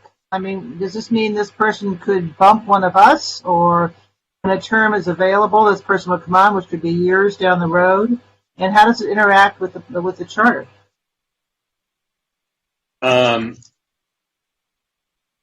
Yeah, I would like us to ask. I would like to keep this at a much higher level. Could we simply raise the question of whether the young person's seat is appropriate for quasi-judicial commissions? Let's ask the question rather than oppose it or, play with it. I don't oppose it either, but I just think it becomes really hard to suddenly onboard somebody for 1 year onto a quasi-judicial commission. Sure. And then offboard them. And so I'm not sure it's appropriate. whether, we landmarks, ARB, and building and safety should be subject to this requirement. I think it's very different for the other commissions. Yeah, I think that's a reasonable question. Okay. I understand let's talk. And it's a good one, just may not be Right. practical. And I also like Ellis's idea of a non-voting member, right? So then you can potentially get someone's participation and ideas without having to deal with even numbers versus odd numbers, does it unseat someone, Yep. etc. Okay. Yep. All right. I'll add that to the letter. Okay. Environmental issues. What do we want to do with that?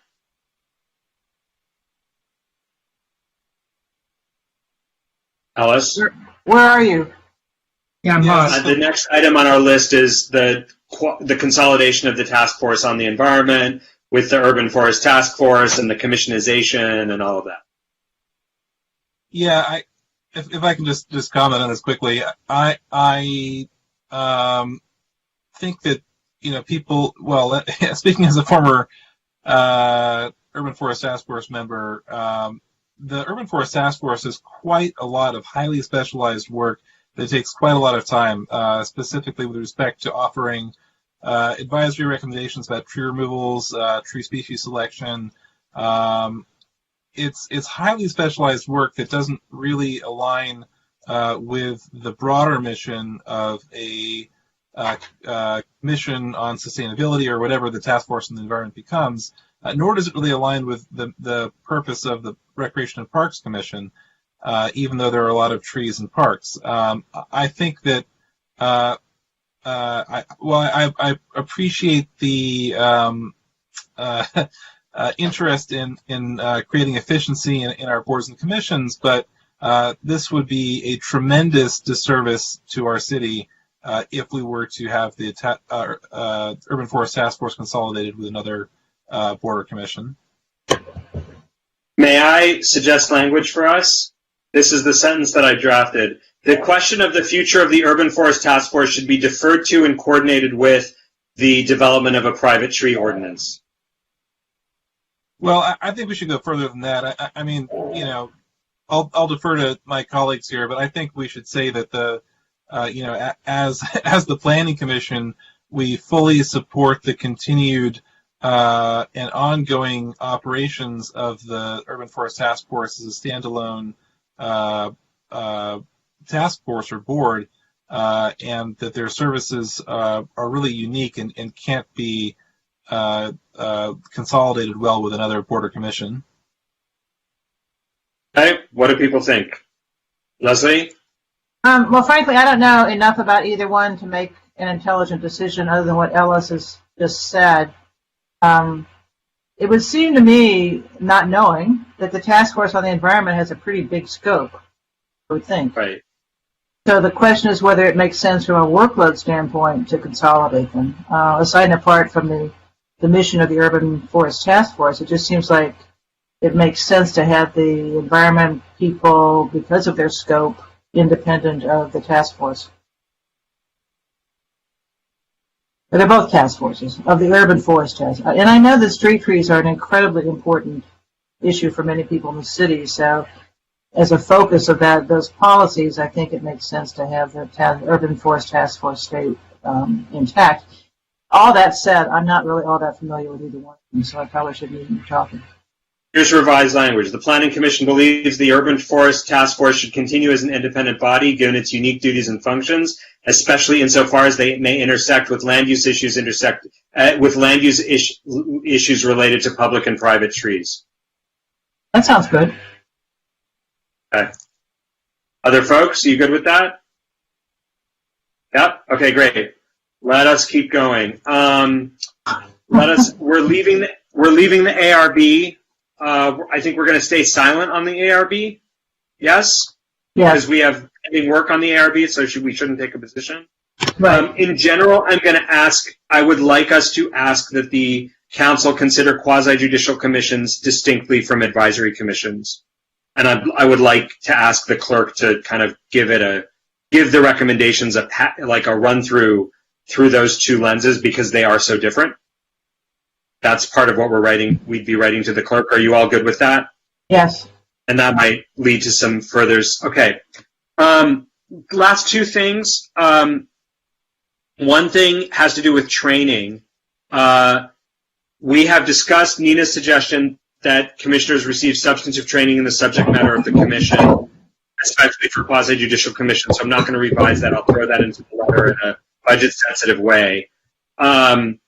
Ellis's question about legal matters raises a question that has troubled me, which is that we as planning commissioners, and I think this is true of ARB and landmarks, it's definitely true of us on PC, we have special requirements related to the FPPC and to Oaks in Santa Monica.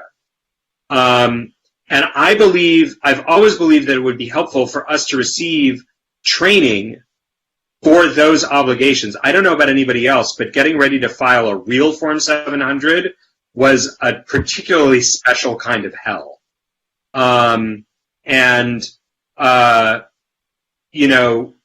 It's even when the Form 700 has very limited filing, knowing that you're on solid ground, not filing a lot of things, also is nerve-wracking. Like it's difficult no matter how much you have to file.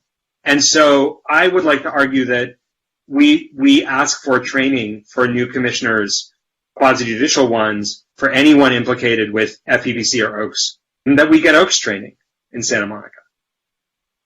Well, with FPPC, everybody's filling out the application is unique, and basically we should I called them and I asked them how to do it, and I told them all my life story, and they told me what to fill out, and every year I fill out the same form the same way because nothing's changed. Right. But, I feel like we don't all need to hear the whole thing. It's very different for each person. There's so many different forms. I don't know. It's like saying that. Right, but that's one of the ones where Ellis was raising the question about consultation with the city attorney. I think it should be very clear that the city will continue to support all serving commissioners who have questions for the FPPC, that commissioners should feel confident that they can rely on, the time of the city attorney's office for their questions if, in fact, those things, recusals, filings, those are things that, if we suddenly say, no, you're on your own, that's going to be that's really going to dissuade people from being willing to serve. Well, we've always had that support, though. I don't understand why this is an issue. I mean, remember when we discussed the Lincoln Boulevard plan, and I suddenly was told that I had to recuse myself from, such a big plan because of where I live. And, so I got advice from the city attorney, and I got advice from the FPPC, and, what's different? What are you suggesting that's different from all that? Well, Ellis had raised the concern about the language in the CWG about the role of the staff liaisons.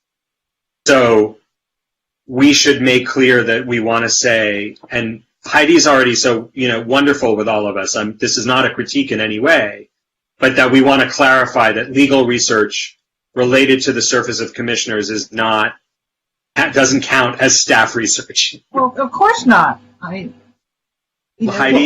If I might just, so I'm not sure what the working group's intention was, but and I have not had any conversations with the city attorney about this particular issue, but our office isn't generally considered staff liaison, so I'm not sure they were contemplating our office when they were talking about reduction of staff time, if that's helpful.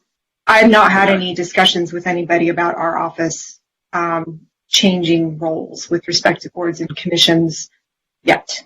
So, but again, I do believe that term is more aimed towards city staff liaisons as opposed to legal support from our office. Right. Okay. And then while we have you on screen, how would you feel, and I know we're asking you to suddenly speak for the whole office, about providing some kind of Oaks training for, I don't know if you already do it for staff, because there are staff who are implicated by Oaks. Do you think there would, yeah. Sure. So I've not had that. I don't believe that we have a standard training for that. Believe that the primary training that our office does is in conjunction with the clerk's office with respect to AB 1234. But that's certainly something that we can look into. And I do know the clerk's office definitely answers some questions with respect to Form 700s, and they can consult with our office on that as well. And then, the FPPC is, as you know, it's a particular situation with respect to the FPPC, because in certain situations, they are the only body that can actually provide kind of legal cover for public officials. So our office can certainly assist to the extent that our office can assist, but ultimately it's the FPPC that is able to give that. And to speak to your question, that's certainly something that I'm happy to bring back to the city attorney and discuss with him.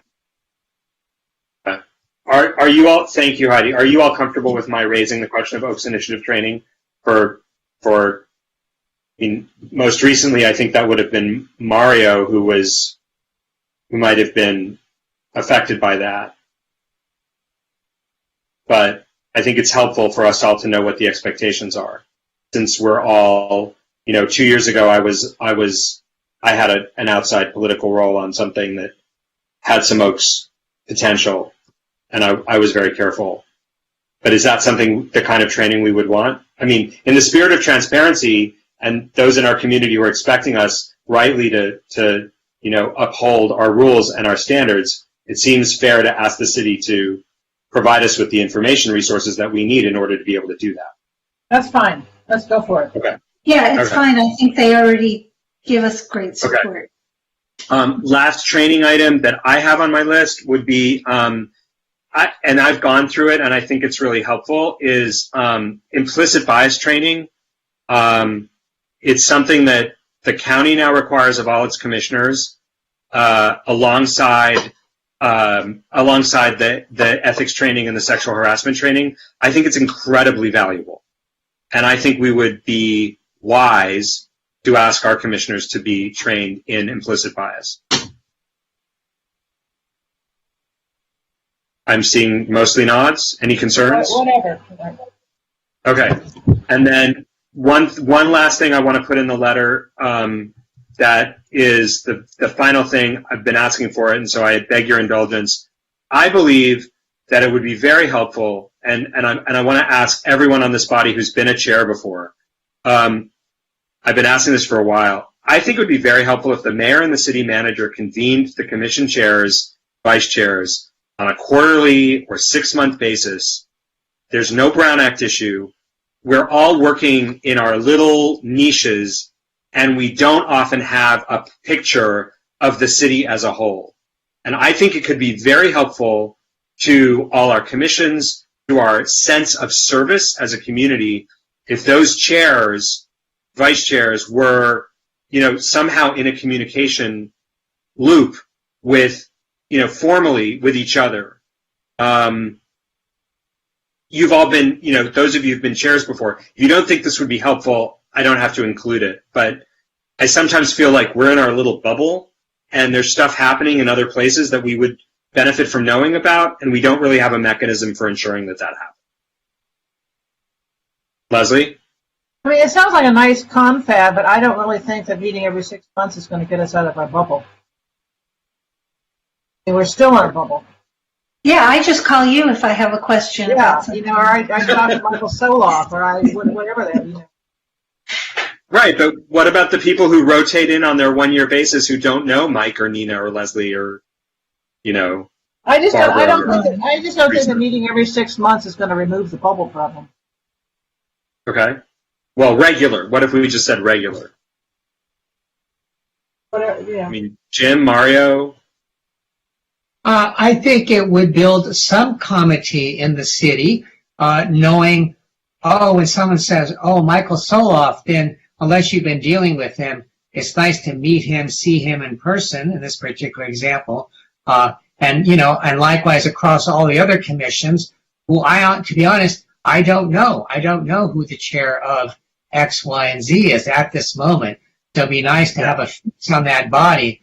But I don't think it would be, you could theoretically do the same thing by sending me a sheet with names and photographs. You see where I'm going with this? Yeah, I know. It doesn't have to be a big deal, but I like the idea of sort of like having a wider personal knowledge and connection with people. I think that's always good. That's always a good thing, as opposed to the more anecdotal connections we build over time because we served in the same PTA 10 years ago. You know what I mean? It's that kind of exactly. thing.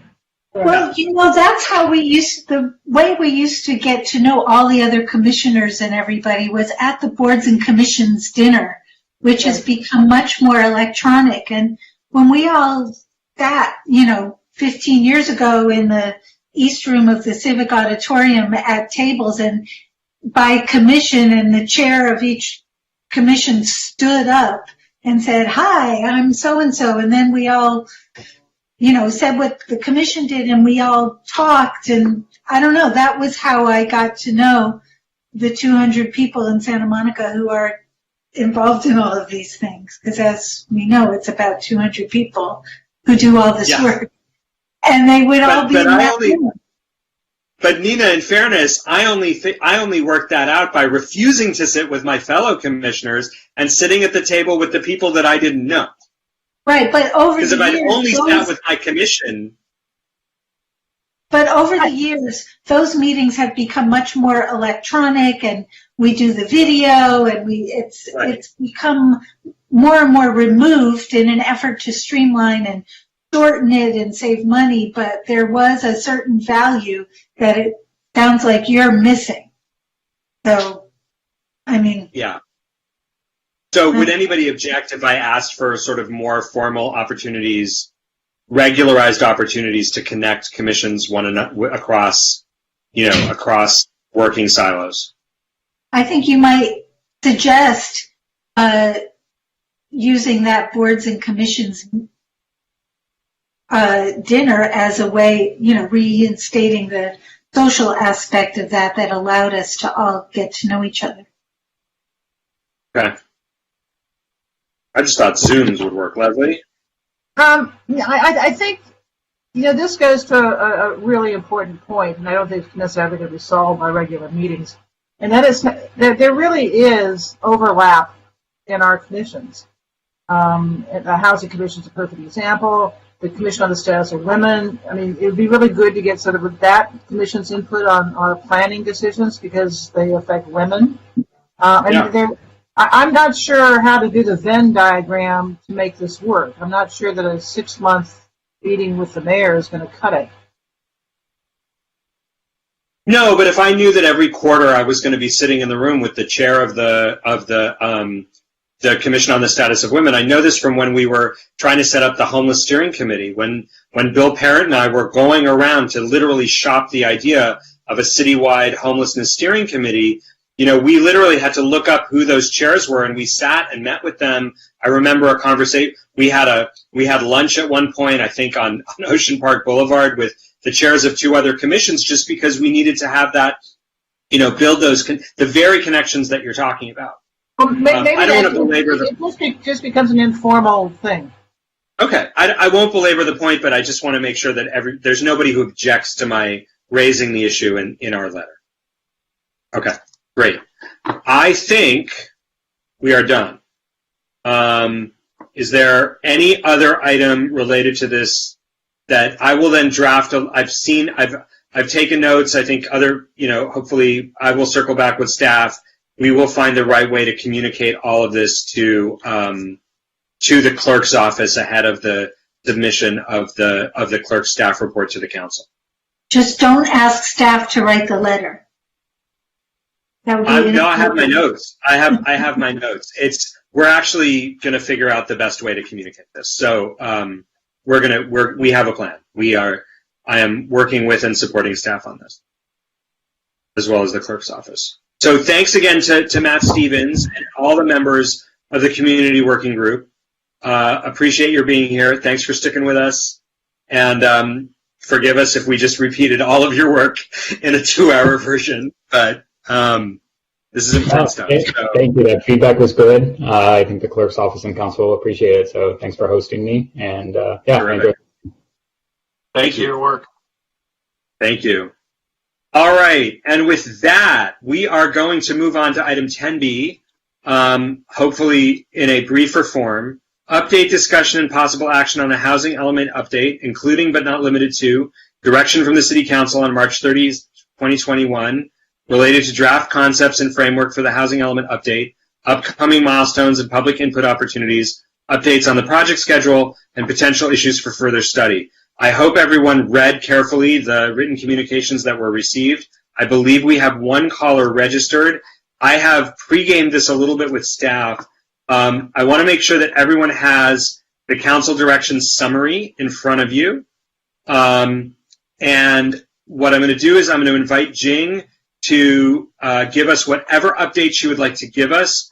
We'll then run through the bullet points on the council direction, give everybody an opportunity to say what they want to say, and then turn it back over to staff. This is really, staff is now going to be working on this in great detail.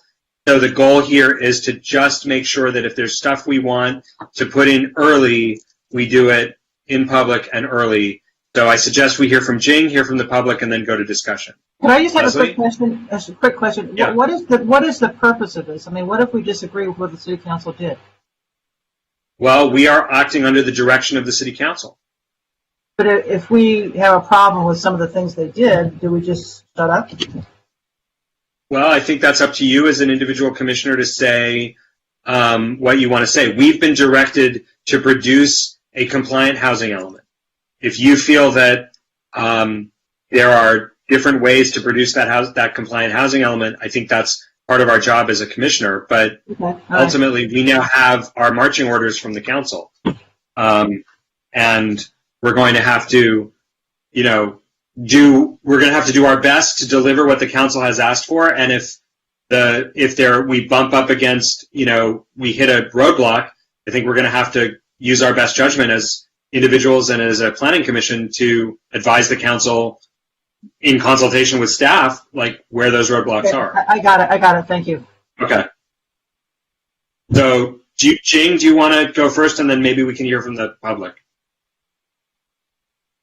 Sure. I didn't have too much to say based on the. I don't think I need to read the slide if the commission has that. We provided just the whole summary of not the summary, the actual motion that the City Council voted upon. I will say just on a high level, the council voted to prioritize affordable housing on city-owned property. So we are, thinking through about how to do that assessment. It was raised during the meeting that obviously, it's not just a sort of calculation of number of units on there. There are obviously financial considerations when we're dealing with city-owned property and how to, sort of understand and do that assessment in terms of feasibility of doing affordable housing on there. So we are just starting to dive into, what we bring back to the council in June with that assessment. And the other big piece, of course, is the practices, moving forward to address historic exclusionary zoning practices. So that was the other major direction from the council, and of course within the requirement to have a compliant housing element. I would highlight for this commission that where the council's direction differed from the planning commission probably is in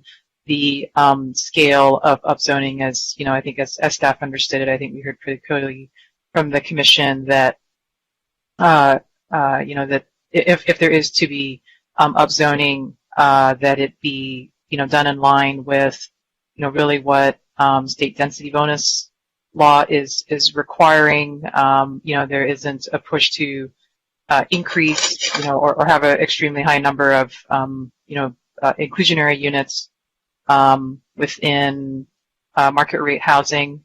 So we have some work to do there. Obviously, we provided some preliminary analysis that HRNA had done in that regard. So I just wanted to highlight that for the commission, since that was what we saw as a distinction between the Planning Commission's recommendation and where the council ultimately landed. So that's probably what I wanted to share with respect to the council's direction. Thank you. And I just want to clarify, and please confirm this from our conversation, the direction that the council gave did not spend a lot of verbiage on housing stability, and that was largely a reflection of the council's endorsement of the staff's strategies for housing stability. But that will continue to be on our plate as well, even though it's not on the PowerPoint.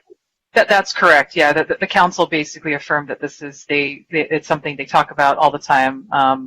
Addressing homelessness is a stated priority for this council for this budget session, and of course housing stability. All the city's housing programs, their lack of specific direction on that didn't mean they didn't want to do it. It was they didn't believe there was anything more that needed to be said about that. So. Great. Everyone open to hearing from the public before we jump into our discussion? Yeah. Great. Let's go to the public. Okay, we have one caller in the queue. I was unable to match up the phone number, but I think since we only had one registered, I believe this is Walter Grant. Hello, you are now off mute and you are live in the meeting. Okay, you have 3 minutes for comments. Yes, I just want to say I support anything that addresses the homeless issue in Santa Monica. Thank you. That's all I have to say at this time. Thank you. Thank you very much.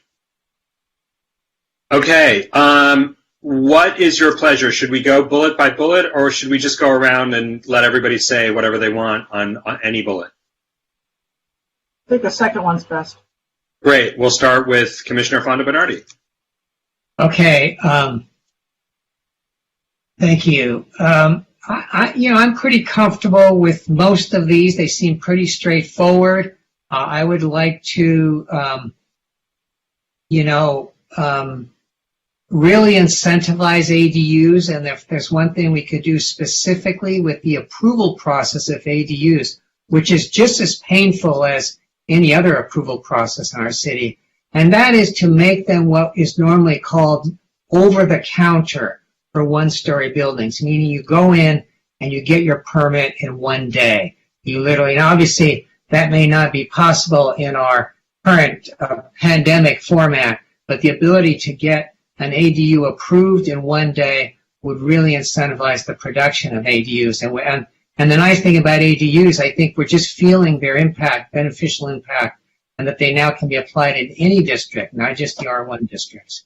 So that would be one thing that I would like to see enacted. The other thing I would like to see is that we allow a by right adaptive reuse of any commercial space into residential space. Again, by right, meaning if they have parking or don't have parking, it doesn't matter.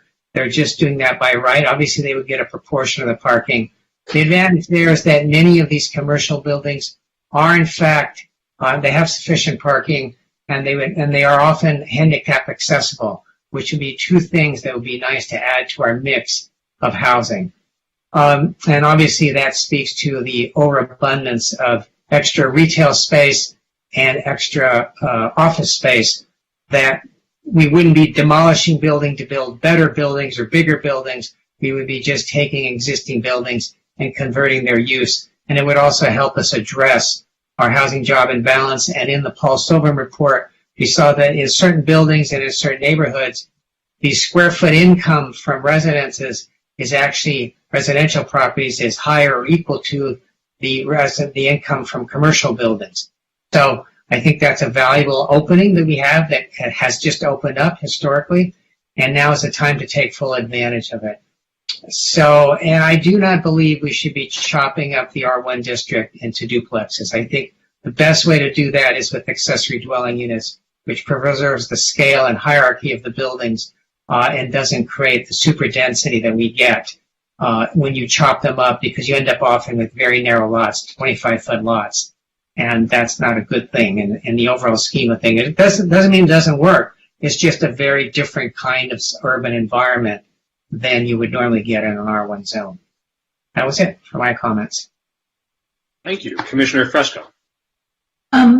Thank you, Mario, for ending on that note, because I spent the better part of this morning and this early afternoon listening to that extremely long council meeting.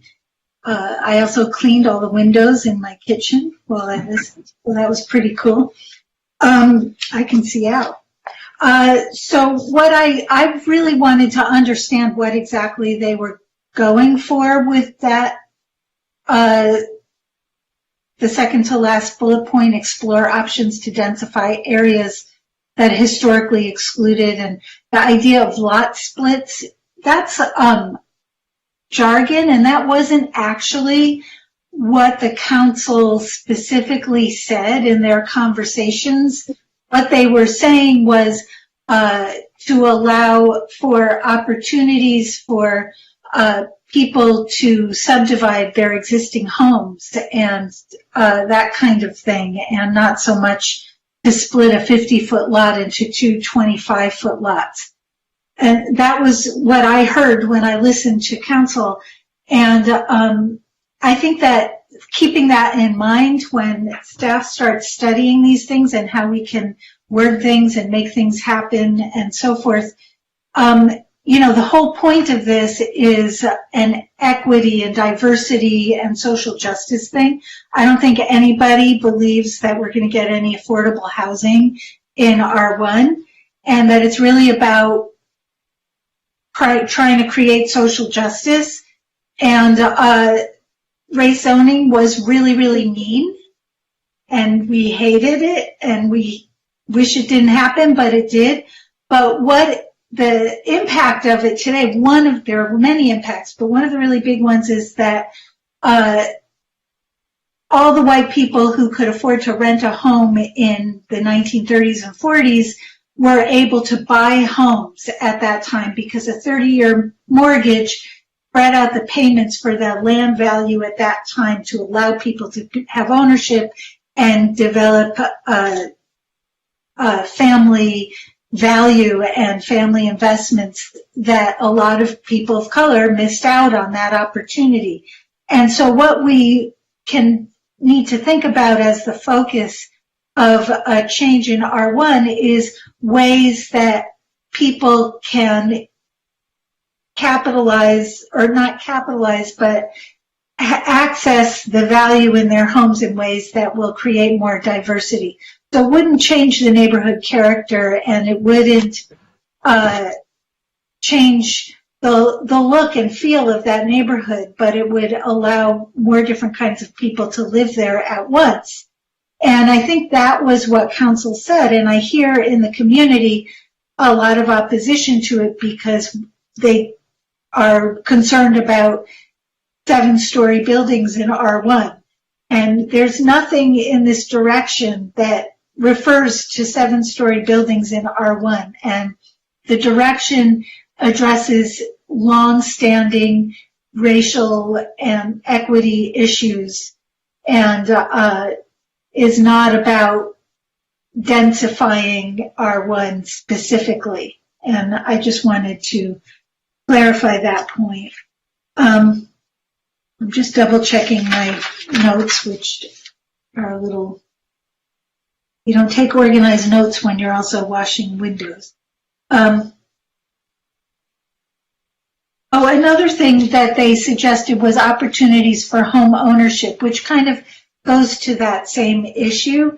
And because our property values are so high, I just don't see what tools we have available to us in zoning and planning and housing elements, you know, with the tools available to us, how we can really do that. And I would think that would be magical if staff could obviously come up with something, but I really feel like it's more of a government and finance function to come up with some sort of new mortgage product that does what they did in the 1930s, that spreads out the payments in a way that makes it possible for a person to buy a home and make the payments and put this great investment into their family hold. And so I guess what I'm saying is that while that's a great idea, I don't see a great possibility for us to actually help people buy homes with the tools we have. So those are the comments I have on these. If, you know, I'm wondering also if staff is, wondering if we wanted to make more newer, finer point suggestions based on these. Is that something that would be helpful, or is everything good? And I don't quite understand why we're commenting on council's marching orders, I guess is where I'm going with that last question. So we're not commenting on them. I think we're picking them up where they are and trying to make them a little bit more pointed, or where there is a possibility for specifics. We're trying to offer staff our thoughts early in the process, rather than coming back in a month and saying, wait, why didn't you do it this way? Right. Right? Okay. Yeah, okay. Yeah. There was one other thing that I just wanted to throw out there based on what I listened to all morning, was the idea that if you are going to make changes in R1, it of course makes it a perfect opportunity for a wonderful, never utilized tool in our zoning ordinance, which is of course neighborhood conservation district. And to establish something like that in certain parts of R1 could give our community members a lot more comfort value level in what kinds of changes are proposed here, so that we can work together as a community and not be afraid of the changes that might happen. Commissioner Lambert. Thank you. I want to first say that I am very disturbed by the second letter we got under 10B, that we have basically lost a housing project at Yale and Santa Monica because it doesn't pencil anymore. And it would pencil and provide almost twice as many units if they had a density bonus. But there does not appear to be a process, or maybe staff could correct me, where the city could actually grant them a density bonus under state law, and so we may lose the whole shebang. And I'm very, very disturbed by that. And don't know why we're in this position still. In terms of the city council director, I mean, this is bad motherhood and apple pie. I mean, there's nothing you could object to in any of these objectives. There are 2 points that I have. One, that the R1 question, what I don't want to see happen, and I sort of see it coming, is this basically battlements in Santa Monica between R1 people and the rest of the city. That does not serve anybody's purpose, but I see it coming. And I understand how R1 happened.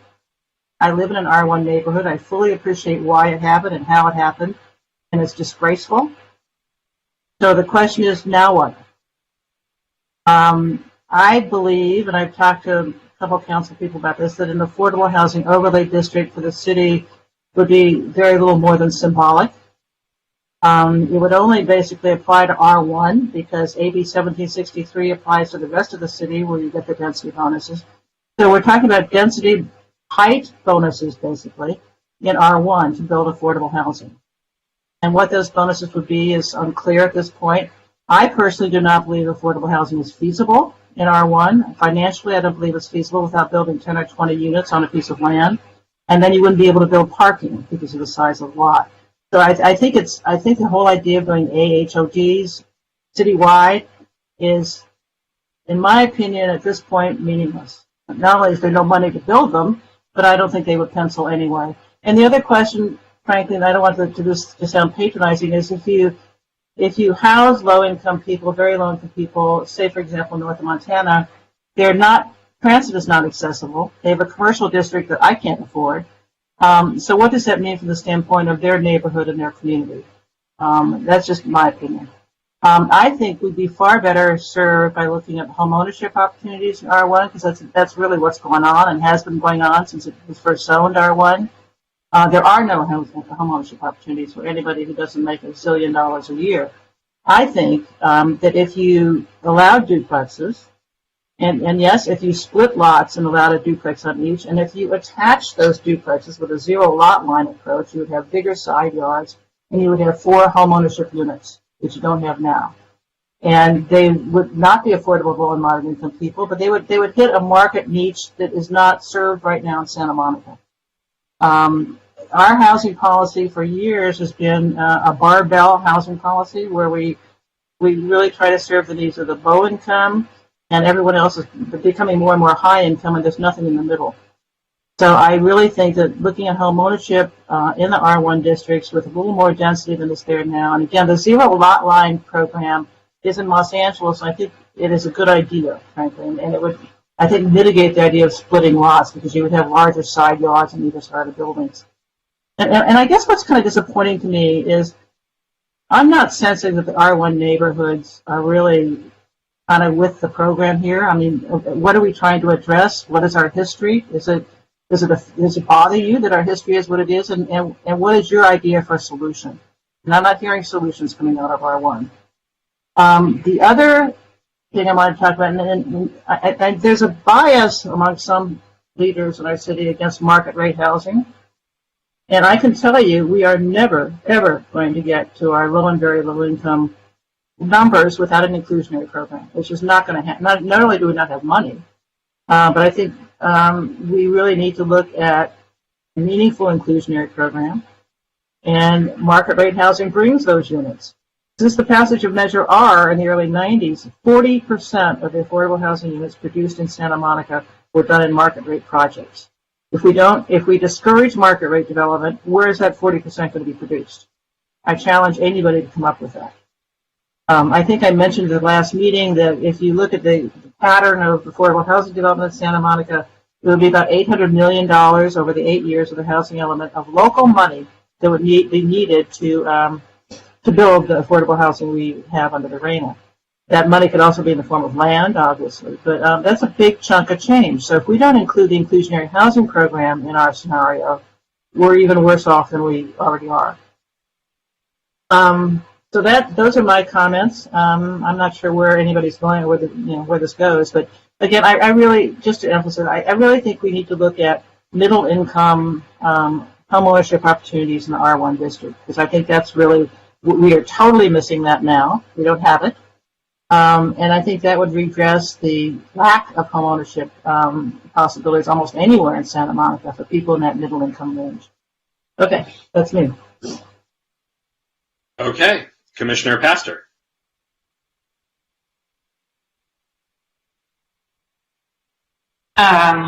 Thank you. I agree with just about everything Leslie said, so I'm not going to repeat any of it, except I will go on my raise my normal concern about density bonus in commercial and mixed-use zones, and the letter that we received about losing that project is exactly what we're talking about. There are lots of ways to make density bonus work, and I think we should be making it work. I saw there was one city that had a checklist about how you convert. I'm going to send it to staff that I noticed, because they have an FAR limitation as well. So again, that's like such low-hanging fruit. We have to make that happen. Another issue that was recently raised to me that I thought was pretty interesting is that there's no time limit for ministerial projects.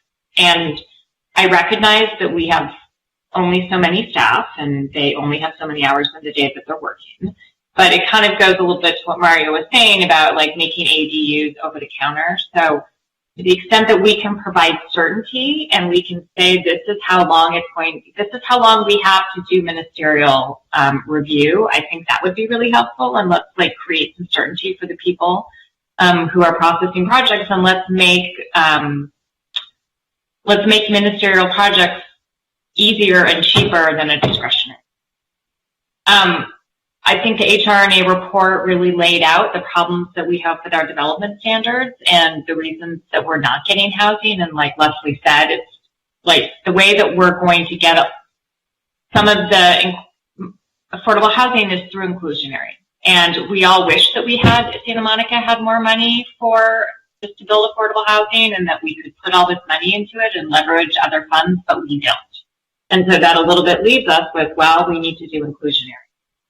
And we have to make it not just feasible, but we have to make it so it's desirable. And so people want to build it. And I think LA's done a good job. And so, let's look at the letters people have written. Let's look at the advice that our committees have given us about what makes a development feasible and how we do it. And let's change our standards. Thank you.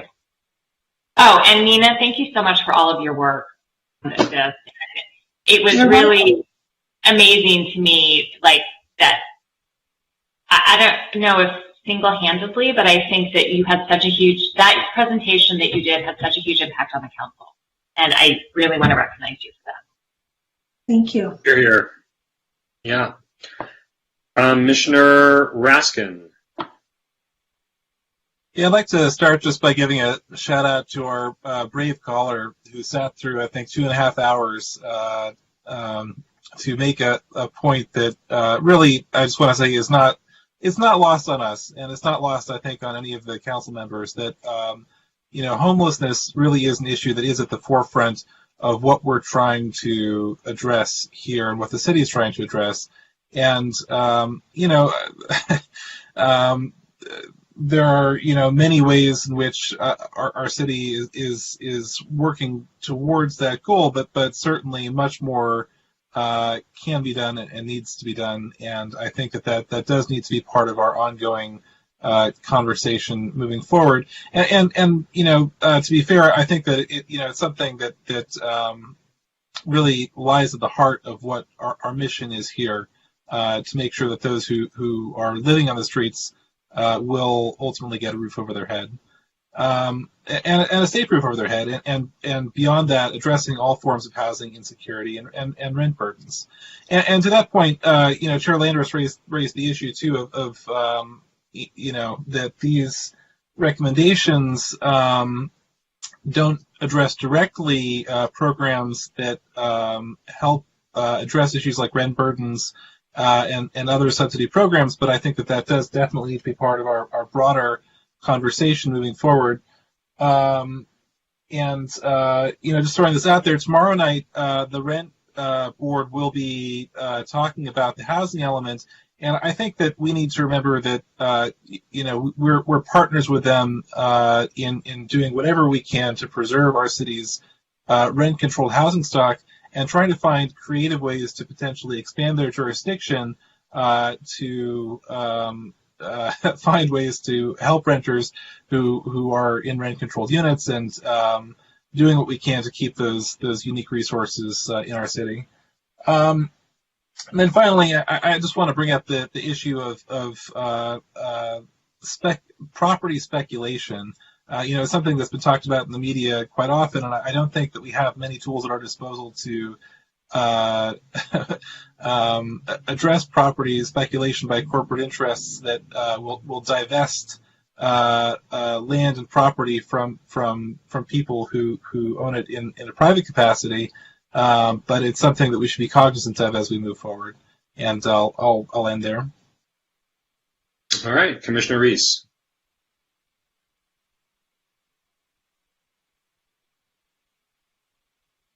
I wholeheartedly agree with a lot of what I heard from everybody, but specifically Leslie and Elisa. I think that, the letter we got today was a perfect example of why we need a density bonus in our city.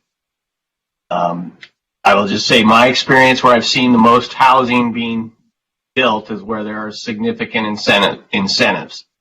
Whether it was in downtown, in my experience in downtown LA, they eliminated a lot of the development down, and all of a sudden we saw a huge renaissance in housing. We can learn from that. Maybe there wasn't enough affordable put in there. You see where the city did learn from that, and they implemented this rule And that has been incredibly successful. And all of that is kind of a density bonus type of scenario. And then getting to the concept of doing things over the counter, really important. Another tool that I'm seeing right now being used really efficiently is something called the PSH ordinance in the city of Los Angeles. And it's taken away the discretionary action, no CEQA in it. And it grants incentives. It's built into the code. So these are all scenarios where the city has gone out of their way to incentivize those certain type of development. I don't know how we do what we need to do without pushing on those issues. So those are things that I will continue to be supportive of down the road. And, you know, I think homelessness is one of the biggest issues that I see out there. And I think those kind of PSH types of projects really are effective and efficient. But we have to figure out a way to do it more efficiently from a cost standpoint, because those are all very expensive projects. So we have huge hurdles in front of us. There's no perfect solution. We have to not worry. We have to stop trying to find the perfect solution, and we have to try things and tweak them as we go along the way. So I look forward to this journey with you guys, and you know, we have a lot of work together, and we're going to do the best we can. Thank you. So I will try to draw some threads together and add my own comments, and I will try my very best not to repeat what's been said, because I think I particularly want to start by thanking Nina for her leadership, first with our commission, then with the council, and now she's taken the show on the road. So it's incredibly important that we hear this, because we are not teaching to the test. We are trying to do the right thing with this housing element. And it will be the case that some of the decisions that we make will do more to affirmatively to make our housing fairer in Santa Monica, racially, ethnically fairer. And that may be a different track from making more housing in Santa Monica. And both are very important. We need to do the right thing, not just the required thing. So thank you, Nina. I also do want to give a shout out to Jing and the whole team for their work before the council and with the council. There was a lot of preparation that went in behind the scenes, as we all know, and it was a very, very long meeting. And one of the great benefits of that meeting is that almost any question that anyone could ask was probably asked and answered on the dais at that meeting, and we can refer members of the public to those conversations. So for transparency's sake, I think that's also just tremendous, but I recognize and respect that it took a lot of dedication and perseverance to get through a very long meeting. So a shout out to the staff. I want to raise a couple of things. I'll start at the general level. I really agree with Mario about the ADU incentives. I think we need to go further than over-the-counter permits. I think we need to do pre-approved designs that maybe even have fees waived, if like San Diego County has done. I think we need to, and Elisa also mentioned streamlining.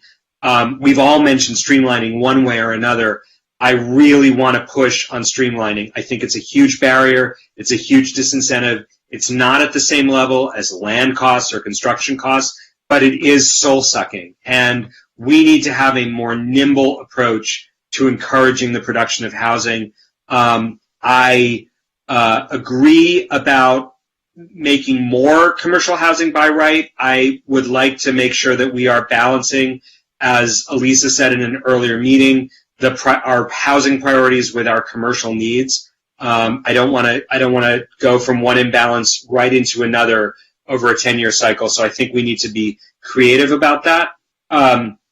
I want to push again on our nimbleness on construction methods, whether it's engineered wood or prefab. I really want to see us at the forefront of construction innovation over the next 10 years. I would love in 5 years to see, new housing that went up and that is the toast of the town because it safely reflected a new way of building. I I agree that the letter, some of us were on the commission when we approved that project at Yale and Santa Monica. It's absolutely heartbreaking and frustrating to hear that it will not happen. I can't, it's hours of our lives wasted, but it's also the loss, it's more importantly, the loss of those housing units. And it's going to take years before we get another project on that site. And in the meantime, good commercial went down and now it's just sitting there. And that's just sad, I think, if it's the site that I'm thinking of. And that's not okay. We need to have, I will echo my colleagues who said, we just need a density proneness program in place that's legal and works. And I think we need to start saying, how do we get there rather than why can we not get there? The letter from CCSM that came in, I know we read the other letter, but the letter from CCSM that came in, I think is very, very important. I want us to look at Leslie and I talked about this a couple of years ago, pushing the moderate housing into the AHPP. If we're going to do inclusionary housing, let's have it be much more of the 80 to 120% housing, and let's really not encourage this 5% stuff. Let's get that moderate housing that we have to have. I'd love to see more direct outreach over the next couple of months to churches, synagogues, sanghas, and other religious communities. Anybody with any nonprofit that owns its own parking lot needs to be approached by the city to find out what it would take to get them to put housing on that site. I drive by Pico, I drive by the SGI site every day. I think we need to be equitable across all of those communities. We need to ask them directly what it would take. The A lots. I'm just going through the CCSM letter because I think it's very good. Notice that the A lots. Notice the comment about the A lots is that we need to make those viable. So they're talking about 35 units as a minimum. Let's look at those numbers. Parking structure 3. Again, we've got to move that forward. It just has to be a priority. Parking minimum, reducing parking minimum citywide. I think we said it out loud. I think we need to continue to push that. Let's end residential housing parking minimums in Santa Monica and allow project developers to do what is right for their population. In this case, for example, CCSM would want to do 0.75 to 1. The COPA program, the council discussed this. I believe that there's interest in pursuing it. I would like to, pick up the housing stability conversation. One of the things that I want to make sure of, for instance, is that we are protecting people who are in units that are converting despite our best efforts. I want to make sure that just like people who've been Ellis'd out, people who are displaced because their unit rent just went up some ridiculous amount, remember 10% might be allowed, 7.5% might be allowed under state law, but that might be a deal breaker for somebody. I'd like to see someone who's displaced for economic reasons from a converting unit placed at the top of the waiting list, just like people who've been Ellis are placed at the top of the waiting list for access to affordable housing in Santa Monica. That doesn't help them. It doesn't guarantee them housing, but I want to make sure that we're doing everything to either preserve those units before they convert, or we're keeping those folks housed as a it's the right thing to do, and it is a homelessness prevention strategy. Finally, I think going back to the direction, I am concerned. So Nina mentioned neighborhood conservation districts, which I think are limited in their applicability while SB 330 is law. There are some limits on what can be done there. There is a bill pending. I've read it a few times. SB 478. It is a bill that would limit the capacity of cities. I read it to limit the ability of cities to do form-based codes. And it could, if we end up formally upzoning R1 in some form, could eviscerate our anti-mansionization order. What I would like to pursue in R1, and this goes to the equity conversation that Nina initiated and Mario's concerns about what it means in R1.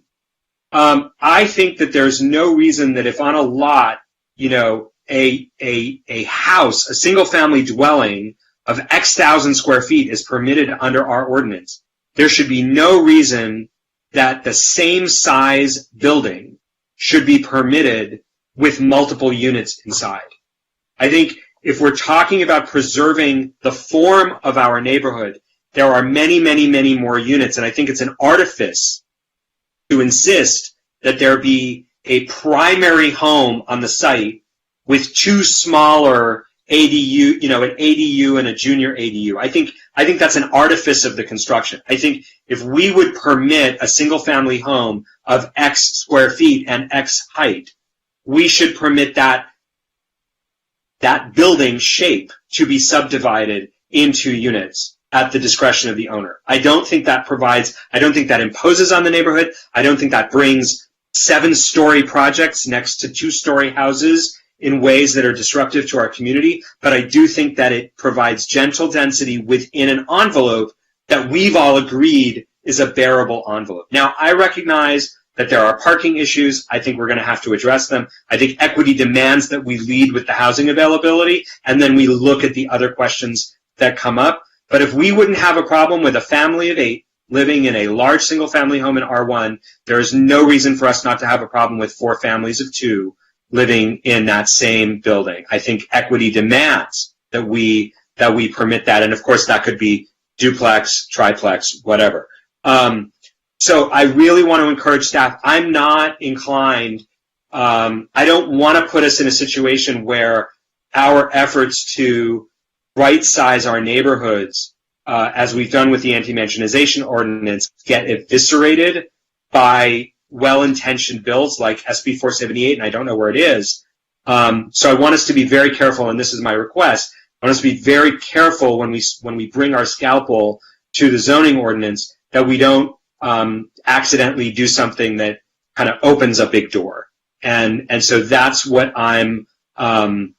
that's what I would love to look at. If we make those R2, I think if SB 478 goes forward, like all of R2 is going to be affected by that because of the way that the bill is written. So, it might not survive in current form, but I would like us to use form-based codes to encourage gentle density in those neighborhoods. And the last thing I'll say is I really would like to go. I know that the council did. I believe, and Jing, correct me if I'm wrong. What council said was we were going to permit additional density in the areas that were not redlined and are not currently environmental justice areas. I believe that protects the cluster of at-risk housing around Pico and 20th. It's not clear to me where it protects that other housing, but I do want to bring the scalpel. Like when we do this, I really want to be careful about those small regions around the city, particularly on the south side, where we saw clusters of housing that was at risk of conversion or Ellising. Yeah, their direction with respect to the exception of the environmental justice and red line zones was about the affordable housing, the 100% affordable housing overlay.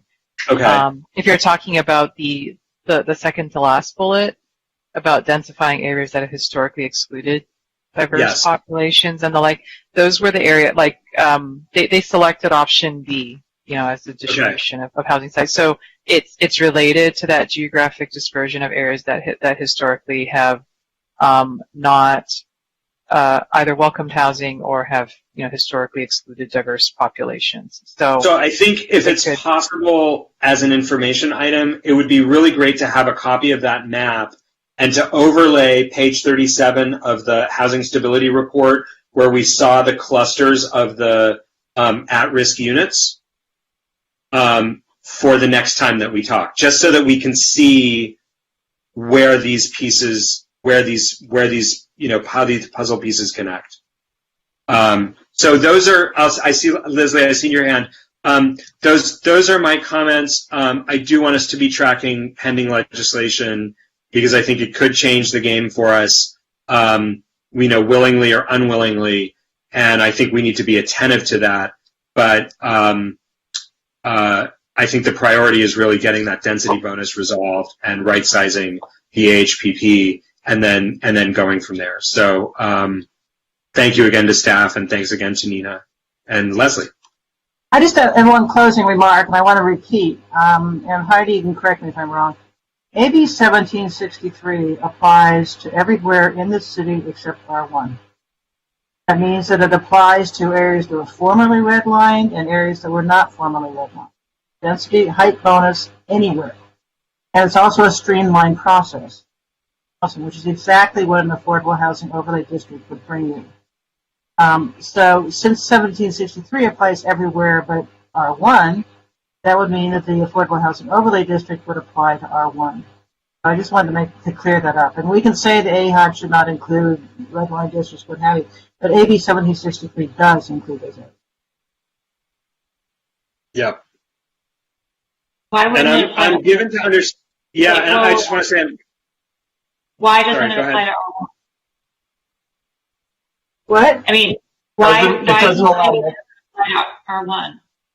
Doesn't allow more. My understanding from Heidi and then. Oh, right. Right. There's where the AHOD would come in would be for R1. Yeah, sorry. Had a senior moment. Thank you. Yep.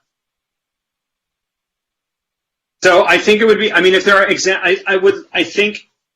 don't want to speak for staff, but I think there's value as we are, and I want to say this to members of the public. I think if there are examples of housing types that work, let's get them in front of us so that we can look at them, so that we can look at what the underlying structures or logics of them are, so that we can make those recommendations. I think we have to think big. We have been asked to do a big thing, but we also have to get into specifics. And I think, we're not going to, it is something of bringing a scalpel to an axe party, but we've got to do this with care. And the more case studies we have that we can then share with staff, I just would ask anyone, all of us as colleagues and anyone who's watching this, if you have examples of things that work, share them with us so that they can be thrown into the mix.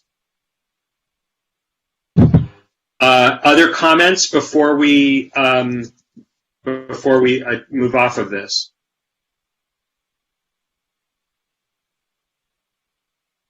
Okay. Is staff going to be doing additional outreach? I think there have been some questions. I just would love to know, on the religious communities, on the I know you have some surveys that you're analyzing now. What's pending? Well, we are going to be reaching out to sort of larger institutional landowners, just to get an understanding of what their plans are for housing. We do not have time to be reaching out to hundreds and thousands of property owners. We just, so it'll be targeted in that way with larger landowners.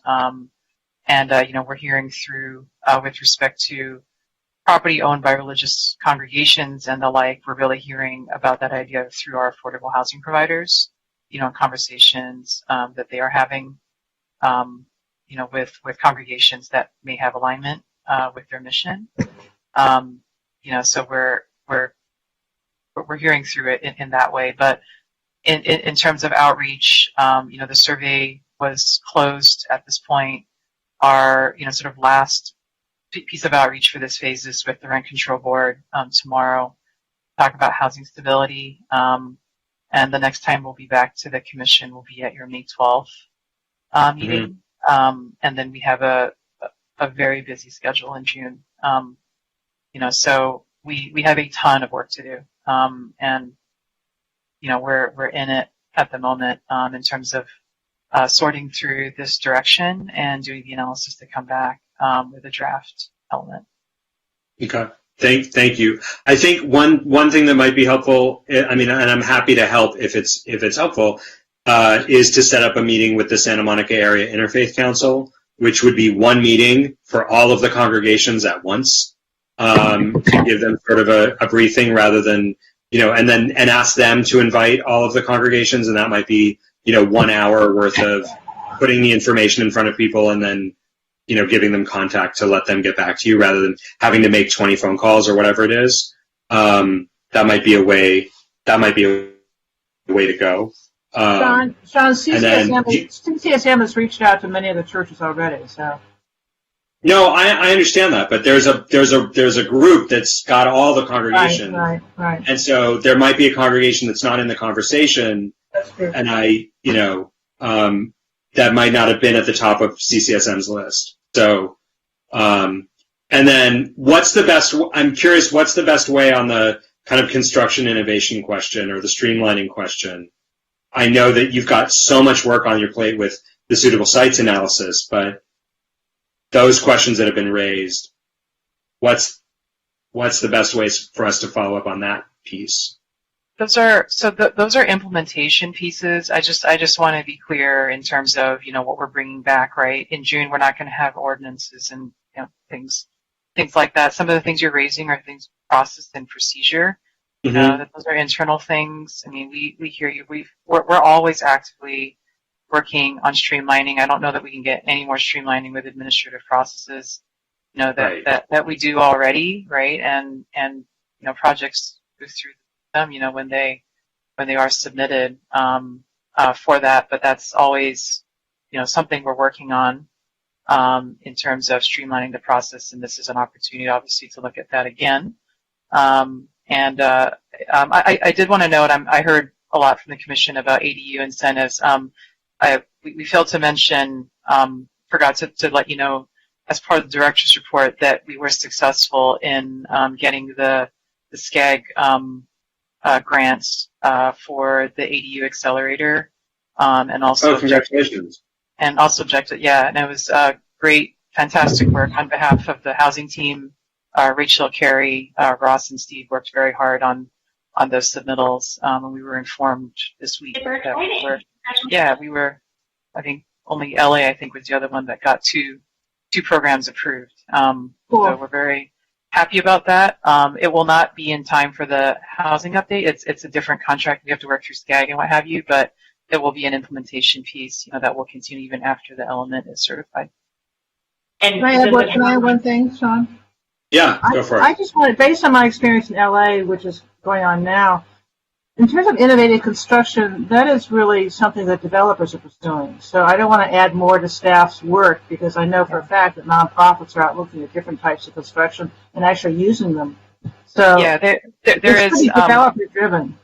Yeah, I don't want to speak on behalf of some of the developers that we've talked to, but we have, Stephanie's actually been following up with architects to do work with respect to mass timber and CLT, and there is a project in town. They've done it. They had no issues with building safety. They thought it was a great experience, and I think what we're hearing is that it's not really, the technology is somewhat new. People are really pursuing it more for sustainability reasons as opposed to cost savings.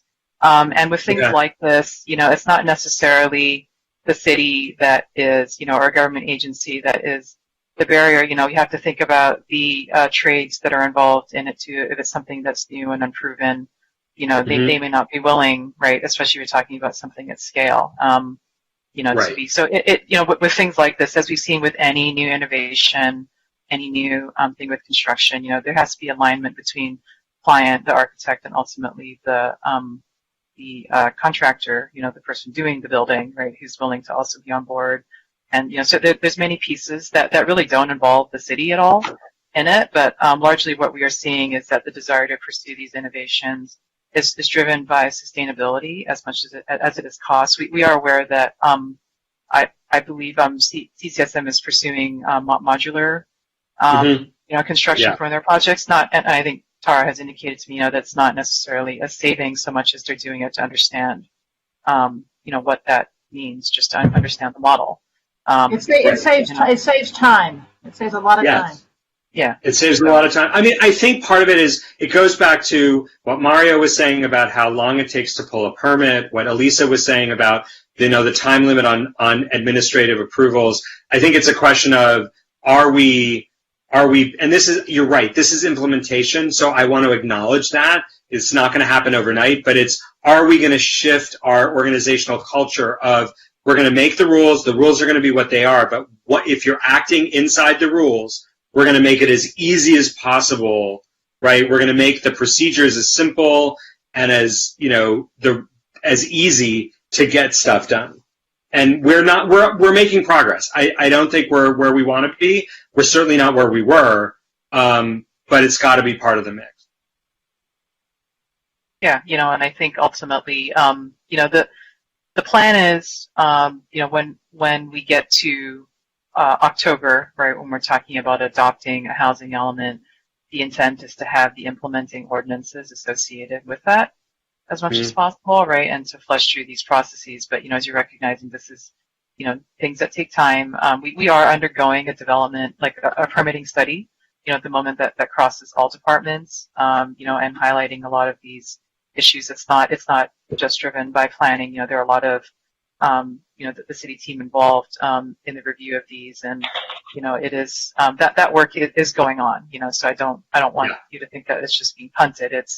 It's always ongoing, and I think we're always interested in looking at how we can make it better, and recognizing that we're trying to figure our way through a time of fewer resources as well. So it speaks to needing to find different ways to do this, and I think the goal for everyone is the same, to be able to provide a path forward for housing and to produce housing, right? There's alignment there across the board. Any other comments before we close? Oh. All right. Well, thank you again. Thank you for this opportunity to kind of give you some additional inputs as you start this process.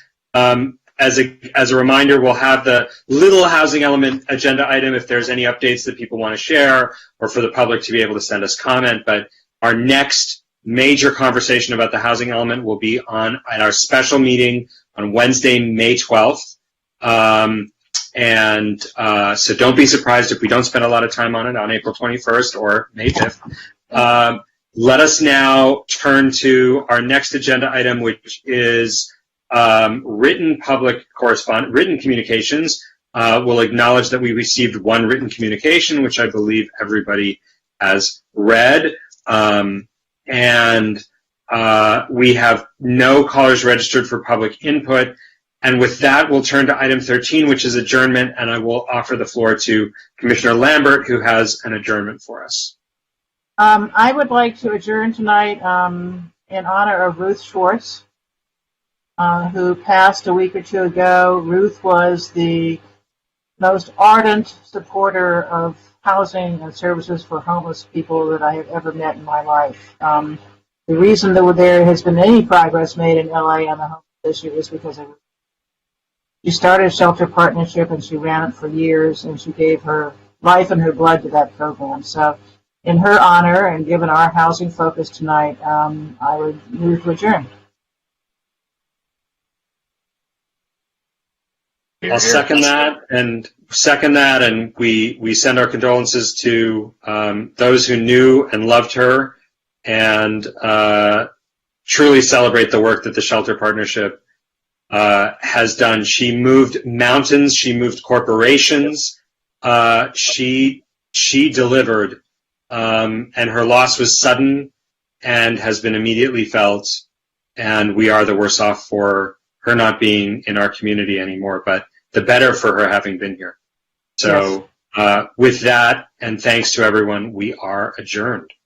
Goodbye. I mean, good night. Night.